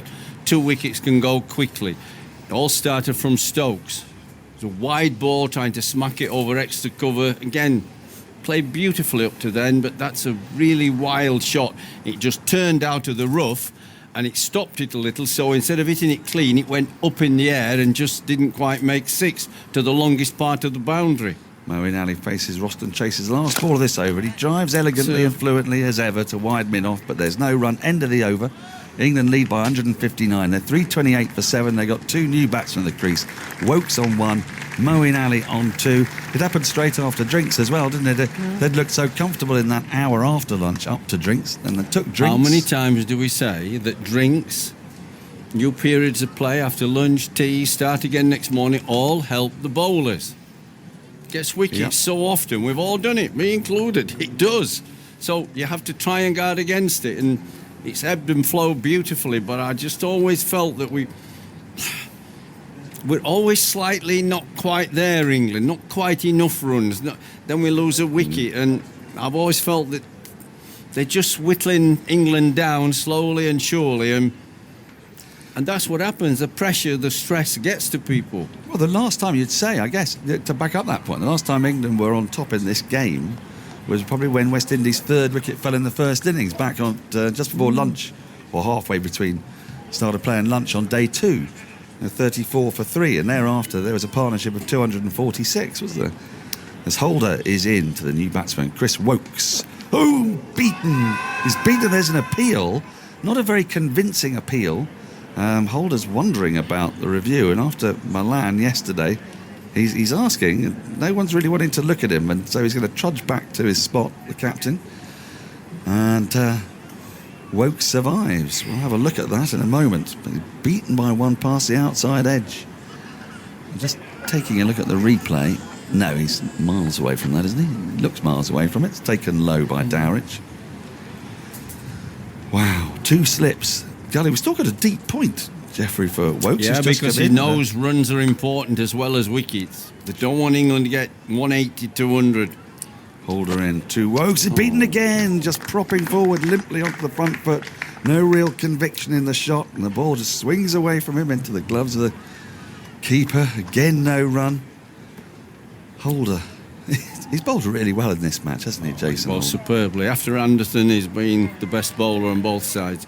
But the thing is, England will look at this. They haven't lost yet, but look at this. They've had opportunities to win it. They've been in the contest, they've been out of the contest, been in it again, out, in it. It's been a fabulous test match. Holder in again, thick edge, bound the bounce, down to the diving Gully, who takes 2 hands. No run, 77 miles an hour is all that Jason Holder bowls at, but you don't have to bowl that fast if you can have the batsman indecisive, and he's done bowled that. the line and the length consistently, which we always talk about, or certainly I do, about the line and the length together. And pace is important then, but the line and length are more important. Here's Holder again to Woakes, and he drives this nicely, and it's going to be 4. No chance for Roach at mid-on. It's a good, firm, solid on drive Woakes moves to 5. Every run is being applauded by this crowd. Now 163 the lead. It's the first test match we've had all summer, Jeffrey, where you're just on the edge of your seat. It's just great stuff to watch. Great to play in, great to watch. Great for the spectators who've turned up. Wonderful for cricket. It's a spectacle, wonderful. Don't know when it's going to end. It's marvellous stuff, marvellous stuff. Holder in again to Woakes, who dabs his ball out in the offside. They're going to come through for a single, an easy single. Think of a second, it isn't there. Now England have got in Moeen Ali and Chris Woakes, 2 batsmen who are perfectly capable of putting on 50, 60, 70 runs. They're also perfectly capable of losing 3 wickets positive, for zip. Dan, you're positive. Well, I'm not 50, normally 60. I'm not normally that positive. You've obviously woken up well with that shirt on today. Very positive about England. They could see that. I was told it was Good going to pity be... we're on radio. You can't see it. What? I was told it was going to be a hot Got my day glasses today. on, sunglasses. I was told it was going to be hot, you see, so I thought I'd get in with the spirit of the times. Well, you certainly have done with that. 3:33 for 7. Feet up. 2 slips. A gully, and a sort of deeper gully as Moeen Ali defends the last ball of the over out to short extra cover. The end of the over. England lead by 164. And Archie Jackson on debut, if you will. 3:33 for 7. Woakes has 6. Moeen Ali has 2. More thoughts from Jeffrey on what has been a thrilling test match, and then it will be Simon Mann. And the other thing is, it's not... Some of us keep saying about 180, 200. A lot of these 180, 200s have been hard to get in Test match cricket. But it's not just that. England are going to have to bowl a hell of a lot better. You can't just leave it to Anderson to bowl superbly at one end and Broad bowl below par. Stokes bowl short and fast, and Woakes bowl military median. They're all going to have to up the game to make even 180 a winnable score. It's been a chastening last half an hour. Here is Roston bowling, clipped away towards mid-wicket by Woakes, and there is no run. 3:33 for 7. Game really in the balance as it's been for large parts of the match. It felt as if we were moving towards some sort of exciting climax. Woakes goes back into his stumps, or plays just from the crease really, actually defending that into the offside. It rolls out towards extra cover, and there's no run. Chase with the wickets of Malan for 61, Stokes for 58 and Bairstow for 18. You can probably say that 2 of those were tossed away. Chase round the wicket, bowls to Woakes, who clips this off his hip down towards deep back with square leg. Gabriel is there and sends in the return to Dowrich, actually towards Dowrich, but it was intercepted. 334 for 7, 165 the lead with 3 wickets left. 2 capable players out there. Moeen though against the off spinner. Ooh, the pitch turning, it's not easy, Simon. is it? The left-hander. He's a free-flowing batsman who likes to drive. Driving when it's out of the rough, turning out against you is not easy. And there are plenty of fielders on that offside as well. Chase bowls, Moeen drives. That was a bit full from Chase. Driven back. Stopped though, no damage done. Shouldn't Chase be playing bending down. onside. Shouldn't be playing onside, Simon, against the turn. Not unless it's so full that you can't miss it. Moeen settles. Short leg and a slip and a short extra cover in. Chase bowls, and Moeen hits this away on the leg side. He heaves it away on the leg side. Slightly top edge to that shot, but he gets 4. It rolls into the boundary rope out by the west stand. It was a flat batted Yeah, cross bat slog. That's all right, but I'm talking about playing an on-drive against the turn. Unless the length is so full, you're that close to you. If it turns against you and you're on driving, you've got to be careful of that. 4 more then. Lead 169. Moeen to 6. He's got plenty of space on that leg side to aim at and take a risk with the ball spinning across him, spinning away from him. Chase goes in and bowls to Moeen. He gets a full ball, which he guides away out through point towards the boundary. That's Gabriel territory. He got the man back, so it's only a single.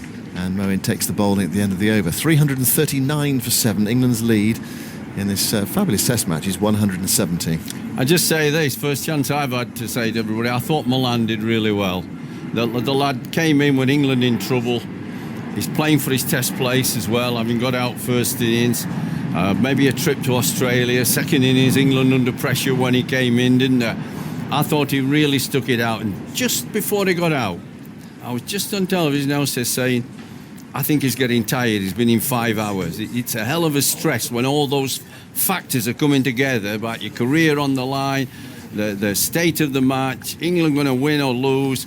Oh, and I just thought he was getting tired, and he just got out. But he did splendid. It doesn't matter if, how you make runs. It doesn't matter if they're few off the edge or it looks a bit of an ugly innings. You just have to get runs, and that's what pressure is. And he did. Full marks to the lad. It's almost as if he's paying homage to you, Jeffrey. Well, 61 in 4 hours and 53 minutes. Well, you have to get it whichever way is best for you. If slogging's your best way, if grafting's your best way, it's Mike Brealey once said when he's asked, listen, everybody has to get runs in whatever's their way, but you have to get runs if we're going to win the game. Well, Moeen's got his way. It's an attacking, risky way, silky sometimes as well. He's facing Roach outside the off stump, and there's no stroke. It's through to Dowrich. Now, we just need to clear up something that Jonathan mentioned during his commentary spell about your 150th century. My 150th? Yeah. I did get 151. Yeah, your 150th at Middlesbrough. Oh, right. No.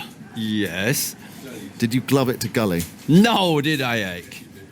Well, why didn't he give me out, the umpire? Why did you have a broken hand then? I got hit earlier than that, and I was just so determined and pain I shrugged off, I thought the bowling of him bowling, I can play that with one hand. That's not difficult, is it? So I got 180 odd.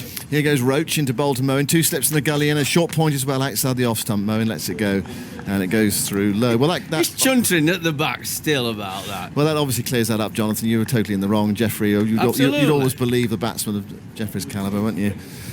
There we go. Right, that clears that one up. And Pete Willie, if he's listening, I could play him without hands. Pete. Okay, right, there we go. Has he been on about my 150? Well, I'm not there. Well, you punched it to gully and didn't walk, and weren't given out. Ali on 7. Roach bowls him very wide of off stump. It goes through low. I want to be clear about this. In my life, I have always walked. Always. Whenever the umpire put his finger up, I went.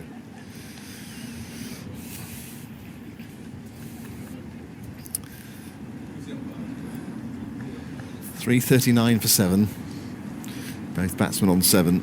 Who's the umpire, Andrew? Roach turns. Kirkstall lane end, past the umpire now, bowls to Moeen, and Moeen has to play at that one. He plays a nice looking defensive shot back down the pitch, and Roach away to the left hand side, and there's no run. Andrew's tapping away. Got a bit of a sledge actually on my Twitter account, Andrew's a bit harsh. Someone says, how does Andrew do it? Easy. He says, set the database, then select time from innings where player equals ID order by time DECS. Simple. Don't know what that means, but apparently your job is very easy. Neither do I, actually. I don't know what that means. Gobbledygook, that, didn't it? Outside the off stump, Moeen flashes this away for 4 through the covers. Well, that's a typical Moeen on the upshot. Always an element of risk in it, but when it comes off, it just looks superb. It looks silky, it looks Gower-esque. 343 for 7. Any way you can, Simon. Just get them. Look, there's no guarantee they get 180 to 100 they're going to win, but it gives them a really decent chance. Then there's an opportunity for them to bowl well. As we say, so many teams have failed to get low totals, 4th innings. Not always, but a lot of times. Well, the lead is 174. Moeen waits, bat raised. Roach into bowl to him. That's on his pads. That's turned away. That's going to be 4 more. Roach losing his line there. He's got a very strong offside field. He knows it as well. He's just straight with himself, but even so, again, a lovely silky shot from Moeen, just clipping it away off his pads. 347 for 7. There was a degree of ease about that shot in 2 ways. One, the look of it, but also the fact that it was a much easier stroke to play than the ball before. 347 for 7, Moeen to 15. The umpires in the game where you got your 150th 100 were John Hampshire and Peter White. Oh, well, there you are. 2 fantastic ex-players, brilliant umpires. Peter White was from Somerset, wasn't he? Hampshire was from Yorkshire. John Hampshire's one of your old teammates. Listen, you'll be quiet there. Mind you, most of your teammates would have given you out, wouldn't they? That's no, they didn't. No. Peter White was a wonderful batsman for Somerset. And it wasn't Peter White, was it? Well, there you are. He's a neutral umpire. He gave me not out because I didn't glove it. 347 for 7. Here's Roston Chase, 3 wickets this afternoon. Bowls to Woakes, who turns this past short leg. It probably should have been stopped by the short leg fielder, and Woakes gets a single. The ball barely rolls outside the notional circle. In comes the fielder from deep backward square leg, who is Gabriel, and lobs it back. And one more to the total, 348 for 7. But now it's Ali against Chase, and there's just an element of risk. Yeah. For Moeen there, the left-hander, the rough outside is off stump, and the way he plays as well. Just sorting out the field now. Man is going back to slog corner in front of the west stand in the sunshine here this afternoon at Headingley. What a great weather we've had for this test match. It really has been fantastic. Not too hot as well, just really good cricket playing and watching conditions. Yeah, it's too hot in London. Just perfect up here in Yorkshire.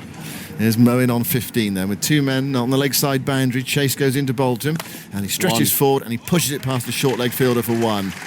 And you can hear the crowd what they think of that, because they know what Moeen's capable of. They know that he occasionally has that odd rush of blood. He's like, he's going to smack it to the deep mid-wicket fielder. But they were happy just to see him nudge it for a single. So he's playing the same game that we're all thinking about here on the boundary edge. Just bide your time, wait for the bad ball, tick the board over, build the lead. Well, it's 180 now. 349 for 7. Here goes Chase, round the wicket, balls to Woakes, who drives up to long on for another single. There's 3 men back for Woakes on the leg side. You can understand that to some extent, but he's a new man, but he doesn't want the boundaries, the West Indies captain. They're caught in 2 situations, West Indies. They want to get wickets, but they don't want to give away too many boundaries for England. 350 is up, that's the applause you can hear in the background, so the lead is 181. Moeen on 16, slipping a short leg in. Chase bowls, Moeen stretches forward, pushes it out to extra cover, and there is no run. Well, West Indies captain said, we wouldn't be troubled by 150, and now it's over that. It's 181. I think Jeffrey and I both thought 200 would be challenging in the 4th innings, right from a day and a half ago. Chase moves in, bowls to Moeen, and there's an appeal there for LBW, almost a polite appeal from the bowler and more vociferous from those behind the stumps. But nothing from umpire Gaffney. 350 for 7. It's difficult for us to tell because Moeen's always back to us. Let's have a look at that one on our television monitor. Not that far away. Possibly umpire's call, just sliding down. Moeen comes forward and drives, pushes that towards Gabriel on the cover boundary for another single. And the threat has been there, largely self-induced, against Chase this afternoon. But at the moment, England just settling down, knuckling down. They realise that this is such an important little phase. Can they get it over 200 and perhaps up to 220 and we'll take it from there? Gives them a chance, doesn't it? West Indies may bat well. 2 guys got in before, got hundreds. It may happen again. But you feel you have something. Better to have a chance than no chance. And they've knuckled down England. They're giving themselves a chance. These 2 have added 24 for the 8th wicket. Moeen 17, Woakes 9. How did West Indies chase, Andrew? The last time they beat England, that was a low-scoring, tight game. England shot out for next to nothing in their second innings, about 120, I think it was. It was around about this sort of mark, the 180 mark. Roach begins a new over. Lovely afternoon sunshine. Moves in, bowls to Moeen outside the off stump, and he plays an up and over shot down to the 3rd man boundary for 4. And he went flying over the gully. It didn't look particularly convincing. What he did do was he really went after it and lifted it. He was deliberately trying to hit it over the top of gully. Went a bit finer. It was short and wide, and it was a deliberate shot. So, you give him most of the marks for it. He knew what he was trying to do. 186 the lead. West Indies had to chase 192 in Bridgetown. Well, it could be something similar. It's 187 it would be at the moment if the 3 wickets were to fall here. But England still have 2 solid players out there, which West Indies need to dislodge them. Ali on 21. Roach bowls outside the off stump, and he lets it go this time, and he plays the shot afterwards. He must have been tempted to have a go at that because it was in his slot. It wasn't quite short enough. I thought that was good judgment. You just got to pick it out. I'm always in favour of people play their own way, but I just say, don't try and hit every ball. Try and make a good selection of what you're playing, and Whether you graft like Malan or you play a shot or two, your own way. Here goes Roach. Bowling to Moeen. Wide of off stump, he does go after it this time, but there is a man back on the cover boundary, so it's only a single. There's another gorgeous shot. It almost seems against the laws of nature that you only get one for that. But captains these days in Test cricket, they are more cautious. They often have a man on the cover boundary. It's an in-out field, isn't it? He's trying to keep 3 slips in, the catch, the nick, but he's trying to protect where he thinks a couple of boundaries might come, so they only get a single. And yeah, I don't blame him. I think that's fair enough. I mean, these, you know, if you could save 20 runs, it might be the difference in getting home with 2 or 3 wickets to spare. The lead 187. Woakes composes himself, not just waiting for the aeroplane to go over the top of the ground. There's Roach going in to bowl to Woakes, and Woakes lets it go by. Although if a plane is flying over as a batsman, that's when you want the bowler to bowl. If you nick one, then it might not be picked up, might not be detected. Yeah, definitely. Never touched it, umpire. No. 356 for 7. How many runs are scored today? Right. Well, England were 2 runs ahead overnight, so 185. Oh, I mean, scored at quite a rate. There are, after this one, 37 overs left in the day's play. We've probably got time for one more over before tea. Roach bowls to Woakes, who plays the straight back down the pitch, and it's picked up by Roach in 2 hands away to his right-hand side in his follow-through, and there is no run. Out today, Root 72, Malan 61, Stokes 58. Played several wonderful shots, and then inexplicable dismissal, really. Just seemed to lose control of it. Caught on the long off boundary. And Bairstow reverse sweeping out for 18. 2 for Chase and 1 for Gabriel. So Roach looking for his first wicket of the day and the innings. Bowls to Woakes, who comes forward and plays that up towards mid-on. And there is no run. It's the end of the over. And unless Chase whips through the over, which I presume he's going to bowl now, that will be the last over before tea coming up. 356 for 7, 187 the lead. I just got to keep on, haven't they? Same way. They just got to keep on. Every run is priceless. That's all I can say. The afternoon session, Jeffrey, 25 overs, 105 runs and 3 wickets. Well, that's value for money, isn't it? Especially up here, only if it's paying £15. That's value for money. It's a lot up here. But look, it's just great. This is proper Test match cricket. It has been all through. Wonderful cricket pitch. You've got to play well. You've got to watch the turn, the seam of the ball, the bit of swing. But you can play on it. There's a bit in it for the bowlers. We've wanted pitches like this. We've had a lot of these this year. Quite a lot. There have been really good cricket pitches. It's not going to be Chase. It's going to be Bishoo to bowl. He's only bowled 11 overs in this second innings. So he's bowled, 17 overs in the match. He's gone for a few. He's gone for 36 in the second innings. And he went for, let's have a quick look, 27 in the first innings. 6 overs for 27. Picked up a wicket. The captain would love one before tea here. 356 for 7. You've got the 2 men back for Moeen Ali as well on the leg side, and Moeen goes back and plays this along the ground towards deep mid wicket, so it's only a single, and the lead advances. Oh, just looking at my television monitor, what happened there? Did the fielder went to throw it back and then just threw it up in the air, let it go late, then that's a run in and get there. Is that the sub fielder? Hetmyer out there, sub fielder. Yeah, Hetmyer, the sub fielder at extra cover now. He was at deep mid wicket wearing a sun hat. 357 for 7. Moeen's on 23. Woakes is supporting him well at the moment on 9. This is where they have a chance, you see. The later order the batsman, can they read the wrist spinner? He's got 2 slips in and a short leg. Bishoo bowls. It's short though, and if you bowl short, then that's easy for any player, really. And that was forced away. Didn't get the runs he would have liked there, Woakes. Went to backward point, no run.